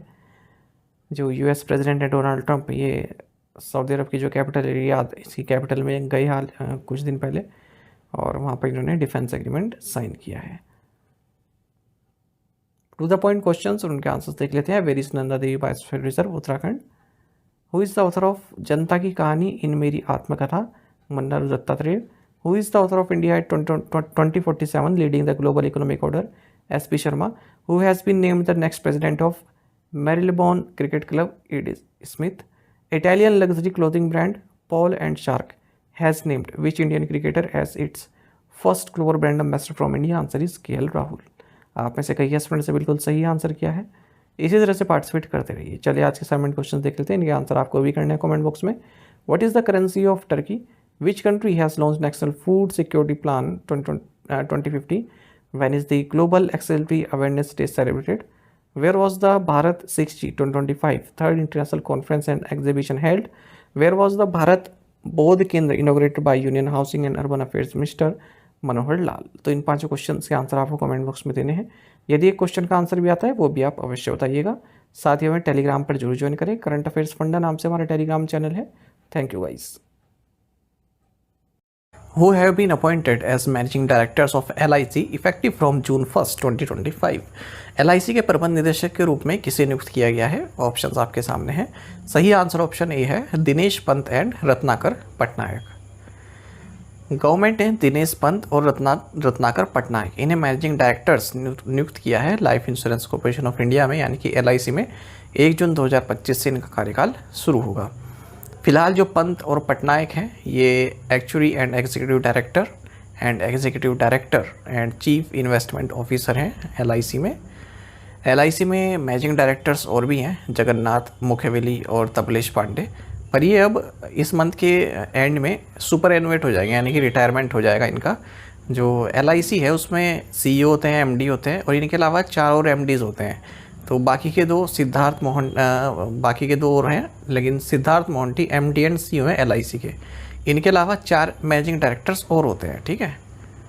LIC की बात करें, एक public sector life insurance company, headquarters Mumbai में। 8 जोनल ऑफिस हैं इसके, दिल्ली, चेन्नई, मुंबई, हैदराबाद, कानपुर, कोलकाता, भोपाल और पटना में। इसकी स्थापना 1 सितंबर 1956 को हुई थी। The union home ministry has ordered the creation of another India reserve battalion of which of the following? केंद्रीय गृह मंत्रालय ने निम्नलिखित में से किसकी एक और इंडिया रिजर्व बटालियन के गठन का आदेश दिया है? राइट आंसर ऑप्शन बी है, त्रिपुरा स्टेट राइफल्स, ठीक है। जो ऑप्शन बी है इसमें होगा Tripura state rifles. Union home ministry ने जो त्रिपुरा स्टेट राइफल्स है इसकी एक और इंडिया रिजर्व बटालियन इस्टेब्लिश करने का ऑर्डर दिया है, ऐसा त्रिपुरा के चीफ मिनिस्टर मानिक शाह ने इन्फॉर्म किया है। और इसके लिए 1 टाइम फाइनेंशियल असिस्टेंस भी दी गई है 50 करोड़ रुपए की। फिलहाल टोटल 14 बटालियंस है त्रिपुरा स्टेट राइफल्स की, अलग अलग जगह डिप्लॉयड हैं और मिनिस्ट्री ऑफ होम अफेयर्स के तहत आते हैं। Where has the Pushkar Kumbh began after 12 years? 12 साल बाद पुष्कर कुंभ कहाँ शुरू हुआ? ऑप्शंस आपके सामने हैं। सही आंसर ऑप्शन डी है, केशव प्रयाग। जो पुष्कर कुंभ है ये केशव प्रयाग में शुरू हो चुका है। केशव प्रयाग कहाँ है? जो माना है हमारा भारत का पहला, जिसे हम कहते हैं पहला विलेज, पहले अंतिम गांव इसे भारत का कहते थे, लेकिन फिर अब इसको भारत का पहला विलेज बोला जाता है। चाइना बॉर्डर पर है, माना, चमोली डिस्ट्रिक्ट उत्तराखंड में, और केशव प्रयाग में मनाया जाता है पुष्कर कुंभ 12 साल बाद। इस तरह क्वेश्चन पूछ लेते हैं, ठीक है। और जब जुपिटर एंटर करता है जेमिनी साइन में 12 साल में एक बार, तब ये पुष्कर कुंभ मनाया जाता है केशव प्रयाग में। केशव प्रयाग कहाँ पर है? अलकनंदा और सरस्वती रिवर के संगम में, माना विलेज में। जो वैष्णवाइट को फॉलो करते हैं डिवोटीज, उनके लिए एक काफ़ी अच्छा ये अवसर रहता है। What is the revised economic growth forecast for India in 2025 as per the UN report? संयुक्त राष्ट्र की रिपोर्ट के अनुसार 2025 में भारत के लिए संशोधित आर्थिक विकास पूर्वानुमान क्या है? ऑप्शंस आपके सामने है, सही आंसर ऑप्शन भी है 6.3%। यूनाइटेड नेशन ने the world economic situation and prospects of mid 2025 report जारी की है। इसके अनुसार भारत की जो इकोनॉमिक ग्रोथ फोरकास्ट है 2025 में, इसे 6.3% कर दिया गया है। ग्लोबल ग्रोथ बताई गई है 2.4%, पहले 2.9 बताई थी इन्होंने, और पहले भारत की ग्रोथ भी इन्होंने 6.6% बताई थी जनवरी के महीने में, और 2026 में बताई है इन्होंने कि 6.4% रहेगी भारत की ग्रोथ, और 25 में कितना बताया है 6.3। What is the name of the AI powered anchor launched by Assam government? Assam सरकार द्वारा लॉन्च किए गए AI संचालित एंकर का नाम क्या है? राइट आंसर ऑप्शन भी है अंकिता। तो देखिए असम गवर्नमेंट ने अंकिता, जो कि एक आर्टिफिशियल इंटेलिजेंस एंकर है, इसको लॉन्च किया है। ये क्या करेगा, जो भी कैबिनेट मीटिंग होती है उसमें क्या क्या डिस्कशन किया गया उसको एसएमएस लैंग्वेज में ट्रांसलेट करेगी, उसको पढ़कर बताएगी। Ankita complete with expressive facial features, confident gestures, and a fluent SMS voice delivered the latest cabinet update as if she had been reading the news for years। ठीक है, तो बिल्कुल मुंह से बोल के बताएगी SMS में क्या क्या हाईलाइट्स रही है मीटिंग की। Which global technology company has signed the European commission's AI pact? किस वैश्विक प्रौद्योगिकी कंपनी ने यूरोपीय आयोग के AI समझौते पर हस्ताक्षर किए हैं? ऑप्शंस आपके सामने हैं, सही आंसर ऑप्शन डी है SCL टेक। तो SCL टेक इसने यूरोपियन कमीशन का जो AI पैक्ट है तो उसको साइन किया है। इस कमिटमेंट के जरिए जो SCL टेक है वो AI गवर्नेंस स्ट्रेटजी अडॉप्ट करेगी, और AI एक्ट के जरिए जो भी हाई रिस्क है, ठीक है, उसको जो है पहचानने में मदद करेगी। AI अवेयरनेस लोगों जो एम्प्लॉयज़ हैं उनमें क्रिएट करेगी। SCL technologies limited Indian multinational information technology consulting company है, हेडक्वार्टर्स नोएडा में है। What percentage of stake did Antfin divest in Paytm? Antfin ने पेटीएम में कितने प्रतिशत हिस्सेदारी बेची? राइट आंसर ऑप्शन सी है 4%। तो एंटफिन जो कि चाइना के अलीबाबा ग्रुप से एफिलिएट है, इसने 4% स्टेक डाइवेस्ट कर दी है पेटीएम में, यानी कि 197 कम्युनिकेशन में 242 मिलियन US$ की वैल्यू के साथ। एक और अगर इसी तरह करंट अफेयर देखें तो जनरल एटलांटिक जो कि प्रमोटर एंटिटी है केफिन टेक्नोलॉजीज़ की, इन्होंने 10% स्टेक अपने रिड्यूस किए हैं केफिन टेक्नोलॉजीज़ में ही, 1790 करोड़ रुपए में। Capital market and investment firm CLSA, इसने 1.2% स्टेक अपने डाइवेस्ट कर दी है एडलवाइज फाइनेंशियल सर्विसेज में 100 करोड़ रुपए की वैल्यू के साथ। विच bank has launch the wellness deposit scheme? किस बैंक ने वेलनेस डिपॉजिट योजना शुरू की है? ऑप्शंस आपके सामने है, सही आंसर ऑप्शन सी है union bank of India. Union bank of India ने वेलनेस डिपॉजिट स्कीम लॉन्च की है रिटेल कस्टमर्स के लिए। इसमें हेल्थ इंश्योरेंस और टर्म डिपॉजिट प्रोडक्ट इन दोनों को ही इंटीग्रेट किया गया है। तो ये स्कीम 18 से 75 साल के लोगों के लिए है, और इंडिविजुअल या फिर जॉइंटली इसको कर सकते हैं ज्वाइन। फिक्स टेन्योर है इस स्कीम का 375 दिन का, इंटरेस्ट रेट 6.75% पर एनम का मिलता है। जो सीनियर सिटीजन है उनमें 0.50% का और एडिशनल इसमें इंटरेस्ट मिलेगा। Union bank of India MD and CEO A मनीमेखलाई। What is the name of the newly launched account suite by Canara Bank to serve institutional banking needs? संस्थागत बैंकिंग आवश्यकताओं की पूर्ति के लिए कैनरा बैंक द्वारा हाल ही में लॉन्च किए गए खाता समूह का नाम क्या है? राइट आंसर ऑप्शन ए है Canara true edge. Canara bank ने कैनरा ट्रू एज लॉन्च किया है, जो कि एक specialised and feature rich suite है करंट एंड सेविंग अकाउंट्स के लिए। It's design to address the banking requirements of institutional clients across the nation across sectors such as health care, education, religious organisation as well as other non individual entities. Canara bank के MD and CEO K Satyanarayan Raju हैं। Which bank has sold its entire 21.14% stake in Pondicherry Industrial Promotion Development and Investment Corporation Limited? किस bank ने पौंडीचेरी औद्योगिक संवर्धन विकास और निवेश निगम limited में अपनी पूरी 21.14% की हिस्सेदारी बेच दी है? सही आंसर ऑप्शन ए है IDBI बैंक। तो IDBI बैंक ने 21.14% शेयर होल्डिंग अपनी बेच दी है Pondicherry industrial promotion development and investment corporation limited में 18.83 करोड़ रुपीस में। किसे बेची है? गवर्नमेंट ऑफ पुडुचेरी को। तो एक एसोसिएट कंपनी है PIPTIC IDBI बैंक की, और इन्होंने ये गवर्नमेंट ऑफ पुडुचेरी को बेच दी है। IDBI बैंक के MD and CEO Rakesh Sharma है। Which bank has launch the 20+ current account, किस बैंक ने 20+ चालू खाता लॉन्च किया है? ऑप्शंस आपके सामने है, सही आंसर ऑप्शन बी है HDFC बैंक। तो HDFC बैंक ने 20+ करंट अकाउंट्स लॉन्च किए हैं इंडियन बिजनेस की जो इवॉल्विंग नीड्स हैं उनको देखते हुए। Each 20+ current account comes with core benefits including cash handling services, seamless digital banking platforms and dedicated bank relationship management support। Basically इस तरह के जो क्वेश्चन मैंने आपको कराया ना, अभी ये 2-3, केवल इसमें इतना याद रखना है कि HDFC बैंक 20+ करंट अकाउंट, ठीक है। इससे पहले मैंने आपको एक क्वेश्चन कराया, ये वाला नहीं, ये Canara bank, Canara true edge, ठीक है। तो ट्रू एज भी ऑप्शन में इस तरह से आ जाते हैं कि true edge, gold edge, smart save, secure plus, तो यहाँ पर कन्फ्यूजन हो जाता है। हमें क्या जनरली लगता है कि कैनरा बैंक ने कैनरा ट्रू एज लॉन्च किया है, तो ये तो हमें ऐसे ही पता चल जाएगा कि कैनरा इसके आगे लिखा है तो कैनरा बैंक नहीं क्या होगा, पर ऑप्शन के साथ खेल हो जाता है, ठीक है। ऐसे ये वेलनेस डिपॉजिट स्कीम है, केवल इतना याद रखा है कि यूनियन बैंक ऑफ इंडिया ने लॉन्च किया है। इसमें कोई आपको डिटेल में नहीं जाना है, पर मुझे तो आपको बताना ही है कि क्या क्या इसमें इन्होंने लॉन्च किया है, लेकिन आप जो पढ़ेंगे वो केवल सिंगल लाइन पढ़ेंगे। चलिए आगे बढ़ते हैं। MD and CEO HDFC bank के शशिधर जगदीशन है। Which company has SBI card partner with to launch a co branded credit card? SBI card ने सह ब्रांडेड क्रेडिट कार्ड लॉन्च करने के लिए किस कंपनी के साथ साझेदारी की है? ऑप्शन सी है अपोलो हेल्थ को। SBI कार्ड ने अपोलो हेल्थ को, जो कि अपोलो फार्मेसी को ऑपरेट करती है, इसके साथ पार्टनरशिप की है, जिसके जरिए दोनों मिलकर हेल्थ एंड वेलनेस फोकस्ड को ब्रांडेड क्रेडिट कार्ड लॉन्च करेंगे। Apollo SBI card select card holders, ठीक है, तो कार्ड का नाम होगा अपोलो SBI कार्ड सिलेक्ट, ठीक है, अपोलो SBI कार्ड सिलेक्ट, ये जो है कार्ड का नाम होगा। तो इसमें कई सारे रहेंगे, जैसे pharmacy products, health checkup packages, blood test, ठीक है। तो रिवार्ड मिलेगा अगर आप इनसे पे करेंगे इन सब सर्विसेज के लिए। SBI कार्ड के MD एंड CEO सलीला पांडे हैं। 2025 विश्व खाद्य पुरस्कार विजेता मारियांगेला हंगरिया किस देश से संबंधित है? 2025 world food prize winner Mariangela Hungria belongs to which country? Options आपके सामने हैं, सही आंसर ऑप्शन बी है ब्राज़ील।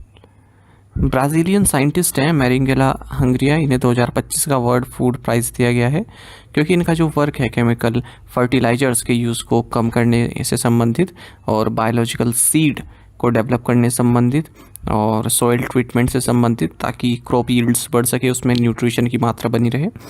और इन्हें जो वर्ल्ड फूड प्राइज़ फाउंडेशन की ओर से प्राइज़ मिल रहा है वो है $5 लाख का। इस प्राइज़ के बारे में थोड़ा अगर जानें तो नॉर्मन बोरलॉग, जिन्हें नोबेल पीस प्राइज़ मिला था 1970 में, उन्होंने इस प्राइज़ की स्थापना की थी, वर्ल्ड फूड प्राइज़ की 1986 में, और पहली बार ये 1987 में दिया गया था। एंड आपको पता है पहले प्राइज़ विनर कौन थे? भारत के MS स्वामीनाथन, और अब तक 55 लोगों को ये दिया जा चुका है। What was Neeraj Chopra's best throw at the Doha diamond league 2025? Doha diamond league 2025 में नीरज चोपड़ा का सर्वश्रेष्ठ थ्रो कौन सा रहा? ऑप्शंस आपके सामने है, सही आंसर ऑप्शन सी है 90.23 मीटर्स। तो भारत के golden boy of athletics Neeraj Chopra, इन्होंने इतिहास रचा है। इन्होंने दोहा डायमंड लीग 2025 में जो 90 मीटर का बैरियर था इनके सामने, जिसे क्रॉस नहीं कर पा रहे थे 90 मीटर का थ्रो, वो इन्होंने पूरा किया, और इनके कैरियर का ये बेस्ट थ्रो है अब तक का। फर्स्ट टाइम इन्होंने 90 मीटर को जो है ब्रीच किया है। तो इनका जो थ्रो था वो 90.23 मीटर्स का रहा है, और 25th एथलीट हैं ये अब तक जेवलिन थ्रो में जिन्होंने इस कीर्तिमान को हासिल किया। हालांकि ये फर्स्ट आने के लिए इनफ नहीं रहा, क्योंकि जर्मनी के जूलियन वेबर, इन्होंने 91.06 मीटर्स का थ्रो फेंक कर खिताब अपने नाम किया। What is the theme for world bee day this year? इस वर्ष विश्व मधुमक्खी दिवस का विषय क्या है? ऑप्शंस आपके सामने हैं, सही आंसर ऑप्शन सी है, be inspired by nature to nourish us all.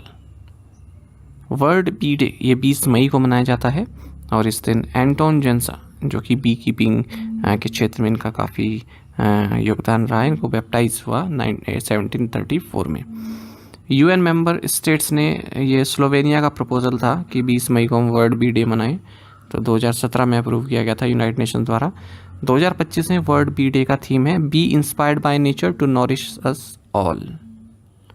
When is the international museum day observe annually? अंतर्राष्ट्रीय संग्रहालय दिवस प्रतिवर्ष कब मनाया जाता है? ऑप्शंस आपके सामने हैं, सही आंसर ऑप्शन ए है 18 मई। इंटरनेशनल म्यूज़ियम डे ये हर साल 18 मई को मनाया जाता है और ये जो डे है ऑफिशियली 1977 में क्रिएट किया गया था, जब इंटरनेशनल काउंसिल ऑफ म्यूज़ियम्स यानी कि ICOM जनरल असेंबली ने इसको अडॉप्ट किया था मॉस्को में। थीम 2025 में इंटरनेशनल म्यूज़ियम डे का रहेगा the future of museums in rapidly changing communities. What is the name of Israel's recent military operation in Gaza? Gaza में इसराइल के हालिया सैन्य अभियान का नाम क्या है? ऑप्शंस आपके सामने हैं। सही आंसर ऑप्शन डी है ऑपरेशन गाइडॉन चैरियट्स। इसराइली मिलिट्री ने एक लार्ज स्केल ऑपरेशन गाज़ा में लॉन्च किया है जिसका नाम है ऑपरेशन गाइडॉन चैरियट्स। इसका मकसद है गाज़ा में फुल कंट्रोल प्राप्त करना और सीज करना एरियाज़ को, और जो हमास है उसको वहाँ से खदेड़ना, जो इनके कब्जे में हॉस्टेजेस हैं जिन्हें पकड़ा हुआ इन्होंने इसराइल के लोगों को, उनको उनके चंगुल से छुड़ाना। Who is India's 86 chess grandmaster? Bharat के 86वें शतरंज ग्रैंड मास्टर कौन है? ऑप्शंस आपके सामने हैं। सही आंसर ऑप्शन बी है श्रीहरि LR। कहीं कहीं आप LR श्रीहरि भी देखेंगे नाम। तो LR श्रीहरि ये 86 चेस ग्रैंड मास्टर बने हैं इंडिया के, और इन्होंने अपना 3rd grand master norm achieve किया है Asian individual men's chess championship 2025 में। 85 चेस ग्रैंड मास्टर इंडिया के श्याम निखिल P हैं। 84th रमेश बाबू वैशाली हैं। कभी कभी मैच द फॉलोइंग में भी आता है कि कौन सा जो है पेयर सही नहीं है। First chess grandmaster of India Viswanathan Anand है। Who recently won Superbet classic chess tournament? हाल ही में सुपर बैट क्लासिक शतरंज टूर्नामेंट किसने जीता? राइट आंसर ऑप्शन डी है R Praggnanandhaa. Grandmaster R Praggnanandhaa, इन्होंने मैक्सिम वैसियर लेक्रेव जो कि फ्रांस के हैं, इन्हें हराकर सुपर बैट क्लासिक जीता है रोमानिया में। प्रागनंदा की बात करें, इन्होंने टाटा स्टील मास्टर 2025 भी जीता और फर्स्ट इंडियन बने विश्वनाथ आनंद के बाद 2006 से, जिन्होंने टाइटल जीता है। ये चेन्नई से आते हैं। Which football club won the 2024-25 Coppa Italia? Italian cup कहेंगे इसको। किस फुटबॉल क्लब ने 2024-25 कोपा इटालिया कप जीता है? राइट आंसर ऑप्शन ए है बोलोग्ना। तो बोलोग्ना ने 51 साल बाद इटालियन कप जीता है। इन्होंने AC मिलान को 1-0 से हराकर इस कप पर कब्जा किया। कोपा इटालिया नाम से पता चल रहा है इटालियन फुटबॉल में एक डोमेस्टिक फुटबॉल टूर्नामेंट है। Who was recently honored with a boardroom named after him at BCCI headquarters? हाल ही में BCCI मुख्यालय में किसके नाम पर बोर्डरूम का नामकरण किया गया? ऑप्शंस आपके सामने है। सही आंसर ऑप्शन सी है सुनील गावस्कर। तो सुनील गावस्कर को सम्मानित किया गया एक स्पेशल सेरेमनी में BCCI हेडक्वार्टर्स मुंबई में, जहां पर एक न्यूली डेडिकेटेड बोर्ड रूम इनके नाम पर इनोग्रेट किया गया है। बोर्ड रूम का नाम है 10,000 गावस्कर। आपको बता दें गावस्कर फर्स्ट बैटर हैं टेस्ट हिस्ट्री में जिन्होंने 10,000 रन बनाए थे।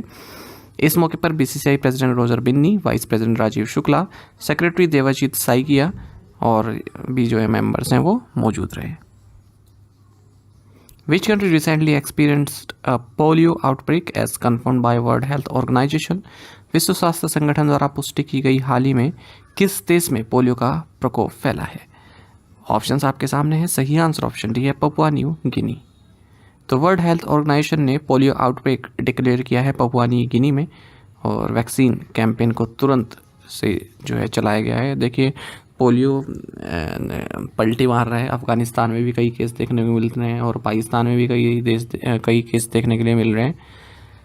तो ये जो डिज़ीज़ है पोलियो वायरस के कारण होती है, सब जानते ही हैं, और कोई भी क्योर नहीं है पोलियो का। ठीक है, जो पोलियो वैक्सीनेशन दी जाती है तो वो एक तरह का प्रिवेंटिव मेजर है। अगर एक बार पर्सन को हो जाए तो फिर वो इन्फेक्टेड ही रहता है, ऐसा नहीं है तो उसके बाद पोलियो ड्रॉप पिलाकर वो सही हो जाएगा। मतलब उसको रिवर्स करने का कोई जरिया नहीं है एक बार पोलियो हो जाए। पपुआ न्यू गिनी की कैपिटल है Port Moresby. Which organisation has developed an indigenous nanoporous multilayered polymeric membrane for sea water desalination? किस संगठन ने समुद्री जल विलवनीकरण के लिए स्वदेशी नैनोपोरस बहुस्तरीय बहुलक झिल्ली विकसित की है? राइट आंसर ऑप्शन डी है DRDO। तो defence research and development organisation यानी कि DRDO ने एक nanoporous multilayered polymeric membrane develop की है high pressure sea water desalination के लिए, यानी कि डिसैलिनेशन उसको जो साल्ट रहता है उससे मुक्त बनाया जा सके। इंडियन कोस्ट गार्ड शिप्स में इसको यूज़ किया जाएगा। DRDO की कानपुर बेस्ड लेबोरेटरी है DMSRD, इसने डेवलप की है इस टेक्नोलॉजी को, और इनिशियल ट्रायल किया गया है ऑफशोर पेट्रोलिंग वेसल के साथ और सेटिस्फैक्टरी रिजल्ट्स इसमें मिले हैं। The membrane will undergo 500 hours of operational testing before final clearance. This innovation achieved in just 8 months can also benefit coastal areas with modifications. What is the amount of the monetary penalty imposed by RBI on Deutsche Bank? RBI bank द्वारा Deutsche Bank पर लगाया गया मौद्रिक जुर्माना कितना है? Right answer option B है 50 lakh rupees. Reserve bank of India ने 50 लाख रुपीज़ की मॉनेटरी पेनल्टी लगाई है Deutsche Bank AG इंडिया पर, क्योंकि उन्होंने RBI के जो डायरेक्शंस हैं creation of a central repository of large common exposures across banks, इनका अनुपालन नहीं किया है। साथ ही RBI ने 29,60,000 रुपये की मॉनेटरी पेनल्टी लगाई है येस बैंक लिमिटेड पर भी, क्योंकि इन्होंने RBI के जो डायरेक्शंस हैं financial statement presentation and disclosures, इनका अनुपालन नहीं किया। India and which entity have joined hands to find innovative research solutions to marine plastic litter and waste to hydrogen. Bharat और किस संस्था ने समुद्री प्लास्टिक कूड़े और अपशिष्ट से हाइड्रोजन बनाने के लिए नवीन अनुसंधान समाधान खोजने के लिए हाथ मिलाया है? ऑप्शंस आपके सामने है। सही आंसर ऑप्शन डी है यूरोपियन यूनियन। तो भारत और यूरोपियन यूनियन ने 2 major research and innovation initiatives लिए हैं India EU trade and technology council के तहत, TTC के तहत। TTC की एस्टेब्लिशमेंट 2022 में हुई थी। प्राइम मिनिस्टर नरेंद्र मोदी और European Commission president Ursula von der Leyen ने इस पर हस्ताक्षर किए थे। With a joint investment of 391 crore rupees, the initiative focuses on 2 coordinated calls in the areas of marine plastic litter and waste to green hydrogen. ठीक है, तो marine plastic litre मतलब जो मैरीन से हम प्लास्टिक कूड़ा कचरा आता है, और वेस्ट से हम कैसे ग्रीन हाइड्रोजन बनाएं, इन दोनों क्षेत्रों में साथ में कार्य करेंगे।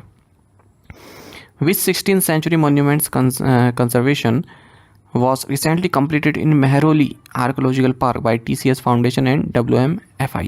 हाल ही में TCS फाउंडेशन और WMFI द्वारा मेहरोली पुरातत्व पार्क में 16वीं शताब्दी के किस स्मारक का संरक्षण कार्य पूरा किया गया?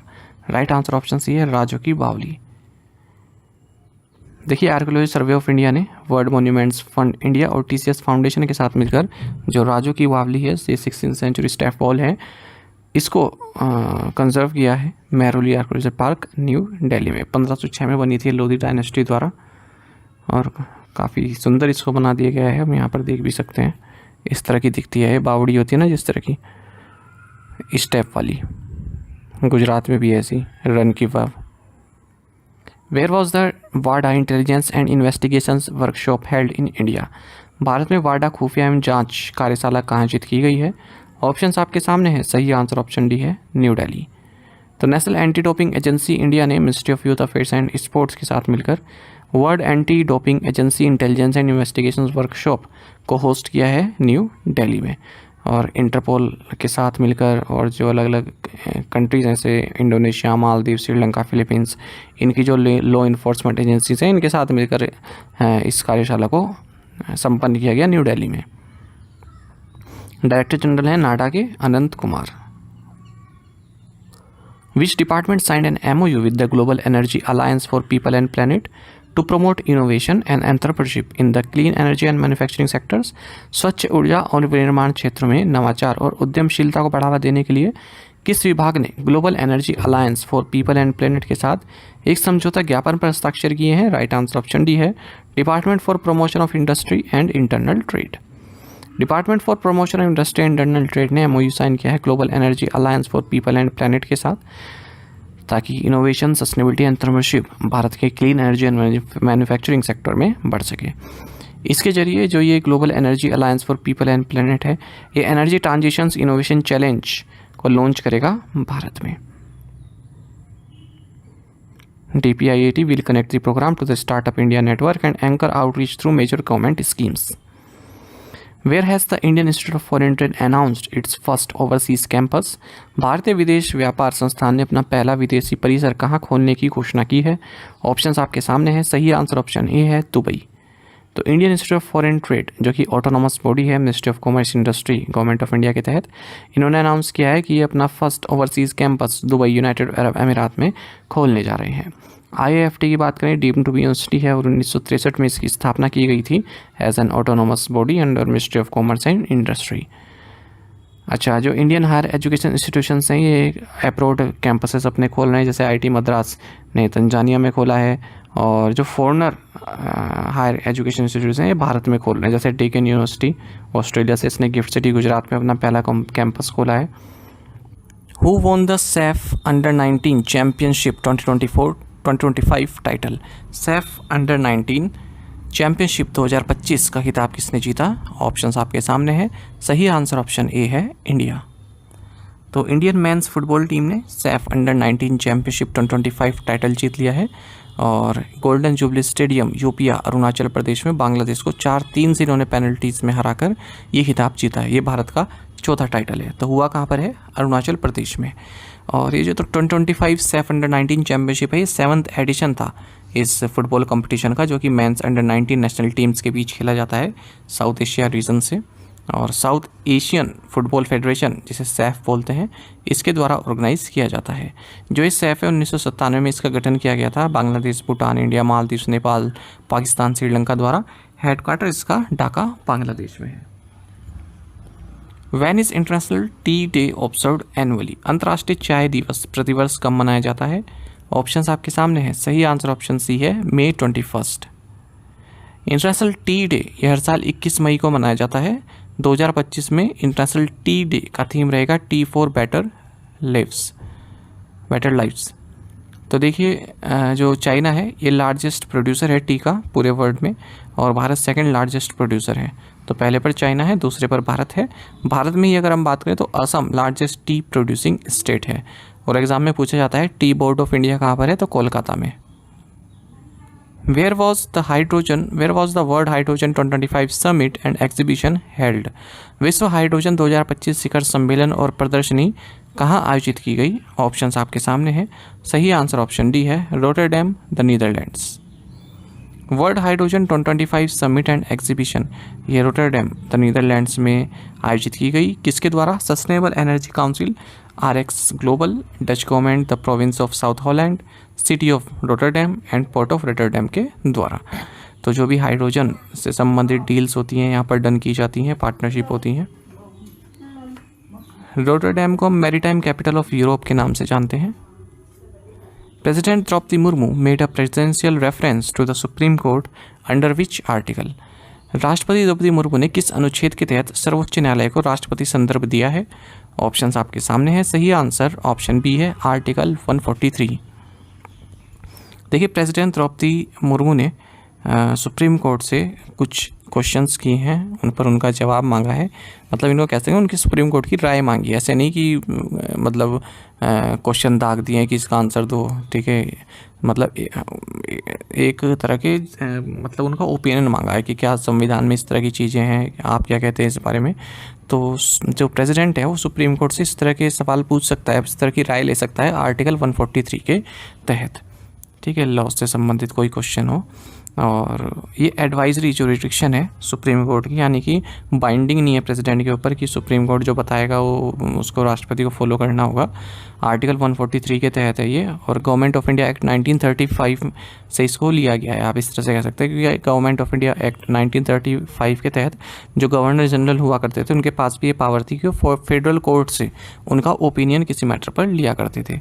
सिमिलर प्रोविज़न कैनेडियन कॉन्स्टिट्यूशन में भी है। तो आर्टिकल 143 के तहत जो प्रेसिडेंट है वो कोई भी क्वेश्चन है लॉ का या फिर पब्लिक इम्पोर्टेंस का, वो सुप्रीम कोर्ट से कर सकते हैं, उसका ओपिनियन जान सकते हैं। और प्रेसिडेंट इस तरह के रेफरेंस बेसिकली जो यूनियन काउंसिल ऑफ मिनिस्टर है उनकी एडवाइस पर करती है। तो article 145 of constitution provides any such reference shall be heard by a bench of minimum 5 जजेस। तो अब जब प्रेसिडेंट ने कोई सवाल पूछे हैं सुप्रीम कोर्ट से, तो सुप्रीम कोर्ट को एक बेंच सेटअप करनी पड़ेगी 5 जजेस की, वो इस पर चर्चा करके फिर प्रेसिडेंट को बताएंगे, ठीक है, जैसा भी उनको सही लगे। जैसा मैंने कहा कि ओपिनियन जो सुप्रीम कोर्ट देगा वो बाइंडिंग नहीं है, लीगली बाइंडिंग नहीं है प्रेसिडेंट के ऊपर। अच्छा, ये क्यों आया मैटर? एक्चुअली सुप्रीम कोर्ट ने एक समय सीमा तय कर दी थी कि जो गवर्नर हैं या फिर जो प्रेसिडेंट हैं उनके पास जो बिल्स आते हैं, ठीक है, उनको वो रख नहीं सकते, एक टाइम बाउंड है, एक टाइम के भीतर उन्हें उसको अपना फैसला उन बिल्स पर देना है। ठीक है, तो ये बात जो है यूनियन जो हमारी मतलब जो सरकार है उसको पसंद नहीं आई कि ऐसा तो संविधान में कहीं नहीं है, सुप्रीम कोर्ट का ये किस तरह का हस्तक्षेप दे रहा है प्रेसिडेंट और गवर्नर की पावर में। तो जो यूनियन गवर्नमेंट है उसने प्रेसिडेंट के जरिए, मतलब ना सीधा टकराव ना करते हुए प्रेसिडेंट के जरिए ये क्वेश्चन सुप्रीम कोर्ट से पूछे हैं। तो 14 क्वेश्चन हैं आर्टिकल 201 के इंटरप्रिटेशन से संबंधित हैं। कोर्ट का ओपिनियन यहाँ पर मांगा गया है। तो जनरली गवर्नमेंट ने क्वेश्चन किए हैं ये राष्ट्रपति के जरिए, 14 क्वेश्चन है। Operation Olivia is aimed at protecting which marine species. Operation Olivia का उद्देश्य किस समुद्री प्रजाति की रक्षा करना है? राइट आंसर ऑप्शन डी है olive ridley turtles. Indian coast guard ने अपने मिशन ऑपरेशन ओलिविया के तहत उड़ीसा में 6 लाख से ज़्यादा ऑलिव रेडले टर्टल्स को प्रोटेक्ट किया है। ठीक है, और इसमें नॉन गवर्नमेंट ऑर्गेनाइजेशन यानी कि NGOs ने भी इनका साथ दिया है। तो ये जो ऑपरेशन ओलिविया है नवंबर से मई के बीच में चलता है, और जो भी ऑलिव रेडले टर्टल्स हैं जो उनकी नेस्टिंग हुई जहाँ पर अंडे वगैरह देते हैं, ठीक है, तो उनको सिक्योर करते हैं ताकि कोई उनको हानि ना पहुंचा पाए। खास करके जो गहिरमाथा बीच है उड़ीसा का, ये इसके लिए फेमस है ऑलिव रेडले टर्टल्स के लिए। हु अनवील्ड द सागर में सम्मान पॉलिसी इनिशिएटिव। सागर में सम्मान नीति पहल का अनावरण किसने किया? ऑप्शंस आपके सामने हैं। सही आंसर ऑप्शन डी है सर्बानंद सोनोवाल। तो union minister of ports, shipping and waterways Sarbananda Sonowal, इन्होंने सागर में सम्मान इस तरह का एक पॉलिसी इनिशिएटिव है गवर्नमेंट ऑफ इंडिया का, इसका अनावरण किया है ताकि मैरीटाइम सेक्टर में जो महिलाओं का पार्टिसिपेशन है वो बढ़ सके। The launch of the Sagar Mein Samman policy framework addresses empowerment, leadership, inclusivity, safety, skill development and dismantling of gender-based barriers in the maritime profession। तो भारत के पास जो है आपको बता दें 2030 तक भारत ने टारगेट रखा है कि 20% फीमेल रिप्रेजेंटेशन होना चाहिए टेक्निकल मैरीटाइम रोल्स में। International day for women in maritime ये 18 मई को मनाया जाता है। In which state is the integrated aqua park being established. एकीकृत जल पार्क किस राज्य में स्थापित किया जा रहा है? ऑप्शंस आपके सामने हैं। सही आंसर ऑप्शन बी है Tripura. Union ministry of fisheries, animal husbandry and training and ministry of Panchayati Raj, Rajiv Ranjan Singh, जिन्हें लल्लन सिंह भी कहते हैं, इन्होंने कैलाशर त्रिपुरा में इंटीग्रेटेड एक्वा पार्क की आधारशिला रखी है। तो 42.4 करोड़ रुपये की लागत से प्रधानमंत्री मत्स्य संपदा योजना के तहत इसको सेटअप किया जा रहा है। प्रधानमंत्री मत्स्य संपदा योजना को 2020 में लॉन्च किया गया था और 2020-21 से 2024-25 टाइम पीरियड के दौरान इसको इम्प्लीमेंट किया जा रहा है 20,050 करोड़ रुपए की लागत से। वहीं blue revolution integrated development and management fisheries scheme या फिर ब्लू रिवोल्यूशन स्कीम कहें, इसको 2015-16 में लॉन्च किया गया था 3,000 करोड़ रुपए की लागत से 5 साल के लिए। Mount Everest scaled by the NCC team is how tall. NCC team द्वारा चढ़ाई की गई माउंट एवरेस्ट की ऊंचाई कितनी है? राइट आंसर ऑप्शन बी है 8848 मीटर्स। तो नेशनल कैडेट कॉर्प्स, इनकी जो एक्सपीडिशन टीम है उन्होंने सक्सेसफुली माउंट एवरेस्ट पर चढ़ाई की है, 8848 मीटर की है ये। और 10 NCC कैडेट्स है इसमें, 5 boys 5 girls, 4 officers, 2 junior commissioned officers, 1 girl cadet instructor, 10 non commissioned officer. इनमें एक 19 साल की यंगेस्ट क्लाइंबर भी इस टीम में रही है। In which country is the Langkawi international maritime and aerospace exhibition held. Langkawi अंतर्राष्ट्रीय समुद्री और एरोस्पेस प्रदर्शनी किस देश में आयोजित की जाती है? राइट आंसर ऑप्शन सी है इंडोनेशिया।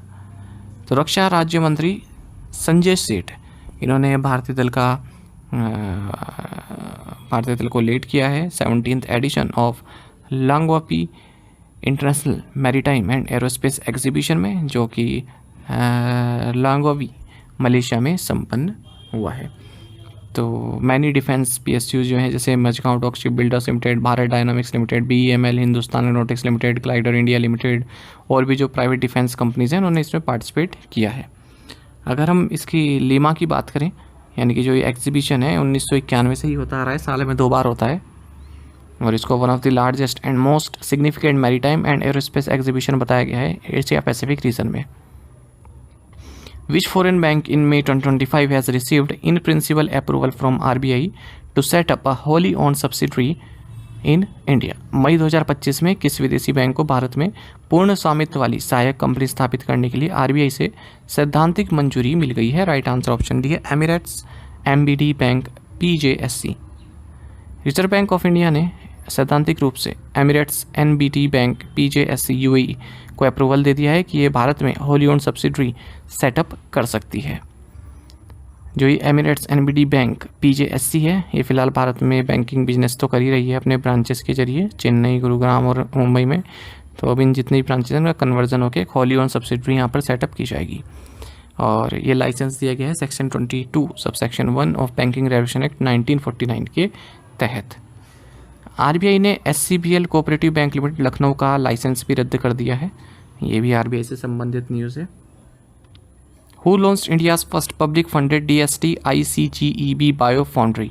भारत की पहली सार्वजनिक वित्त पोषित DST ICGEB बायो फाउंड्री का शुभारंभ किसने किया? ऑप्शंस आपके सामने हैं।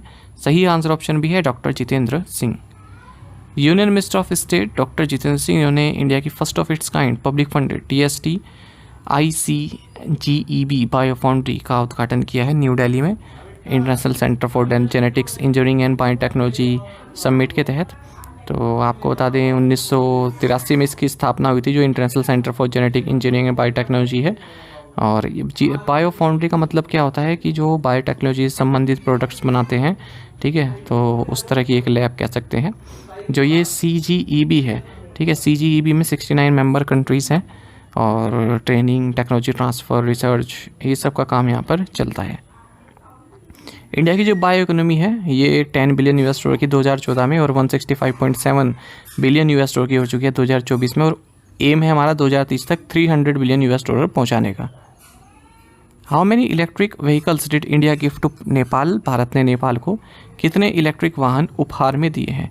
ऑप्शंस आपके सामने हैं। सही आंसर ऑप्शन सी है 15। तो भारत ने 15 इलेक्ट्रिक व्हीकल्स नेपाल को दिए हैं सागरमाथा संवाद माउंटेन डायलॉग ऑर्गेनाइज करने के लिए। नेपाल गवर्नमेंट इस सागरमाथा संवाद को ऑर्गेनाइज कर रही है काठमांडू में। थीम है climate change, mountains and the future of humanity. Indian ambassador है नेपाल में नवीन Srivastava. According to the SIDBI report, what was the MSME sector's mercantile export share in financial year 24? SIDBI की रिपोर्ट के अनुसार वित्त वर्ष 24 में MSME क्षेत्र का व्यापारिक निर्यात हिस्सा कितना था? ऑप्शंस आपके सामने है। सही आंसर ऑप्शन सी है 45.7%। तो MSMEs ने अपना जो मर्चेंडाइज एक्सपोर्ट है उस शेयर को बढ़ा दिया है 43.6% से बढ़ाकर 45.7% हो गया है। ऐसा small industries development bank of India SIDBI ने अपनी रिपोर्ट में बताया है। रिपोर्ट का टाइटल है understanding Indian MSME sector progress and challenges. तो 2000 से ज़्यादा MSMEs का सर्वे किया गया है क्रॉस 19 सेक्टर, तब ये रिपोर्ट जारी की गई है। वुमेन एंटरप्रेन्योरशिप अभी MSME सेक्टर में बढ़ी है 26.2% बता रहे हैं यहाँ पर। The Niveshak Shivir initiative is jointly convened by SEBI and which other authority? Niveshak Shivir पहल SEBI और किस अन्य प्राधिकरण द्वारा संयुक्त रूप से आयोजित की जाती है? राइट आंसर ऑप्शन डी है investor education and protection fund authority IEPFA। तो investor education and protection fund authority यानी कि IEPFA, जो कि मिनिस्ट्री ऑफ कॉर्पोरेट अफेयर्स के तहत आता है, और SEBI, इन्होंने कुछ मीटिंग्स हाल ही में आयोजित की हैं ताकि निवेशक शिविर को लॉन्च किया जा सके, जिससे जो इन्वेस्टर्स हैं वो अनक्लेम्ड डिविडेंड्स या फिर शेयर्स अपना रिक्लेम कर सकें। तो Niveshak Shivir initiative is a nationwide investor assistance and outreach programme to help investors reclaim unclaimed dividends and share with ease. Niveshak Shivir has been conceived to simplify procedure for claiming unclaimed dividends and shares, improve financial literacy among investors, and ensure direct and transparent access to investor services. Where did the DFCCIL launch a 110.5 meter long open web steel girder over existing railway tracks? DFCCIL ने मौजूदा rail पटरियों पर 110.5 metre लंबा open web steel girder कहाँ launch किया? Right answer option D है कलम्बोली, महाराष्ट्र। तो dedicated freight corridor corporation of India DFCCIL ने 110.5 metre long open web steel girder किसी रेलवे ट्रैक के ऊपर लॉन्च किया है। कलम्बोली, रायगढ़ डिस्ट्रिक्ट, महाराष्ट्र में। राइट साइड में आप देख सकते हैं रेलवे ट्रैक है, नीचे उसके ऊपर ये एक स्टील का एक ब्रिज टाइप का बनाया हुआ है, ठीक है, इसको पार करने के लिए। How many new products were recently added to the one district one product scheme list in Uttar Pradesh? हाल ही में उत्तर प्रदेश में एक जिला एक उत्पाद योजना सूची में कितने नए प्रोडक्ट्स जोड़े गए हैं? ऑप्शंस आपके सामने हैं। सही आंसर ऑप्शन बी है 12। देखिए 12 प्रोडक्ट्स ऐड किए गए हैं one district one product scheme में। इसी साथ उत्तर प्रदेश में इस तरह के प्रोडक्ट्स की संख्या 74 हो चुकी है, ठीक है। पहले 62 थी, अब 12 और ऐड किए तो 74 हो चुके हैं। One district one product Uttar Pradesh, ये गवर्नमेंट ऑफ उत्तर प्रदेश का इनिशिएटिव है, ताकि जो किसी रीजन स्पेसिफिक कोई प्रोडक्ट्स हैं उनको एक ग्लोबल मार्केट दिया जा सके, उनको अच्छे से प्रमोट किया जा सके। तो उत्तर प्रदेश के सभी 75 जिलों में इस प्रोग्राम को इम्प्लीमेंट किया जा चुका है। साथ ही हमें टेलीग्राम पर जरूर ज्वाइन करें। करंट अफेयर्स फंडा नाम से हमारा टेलीग्राम चैनल है। Thank you guys.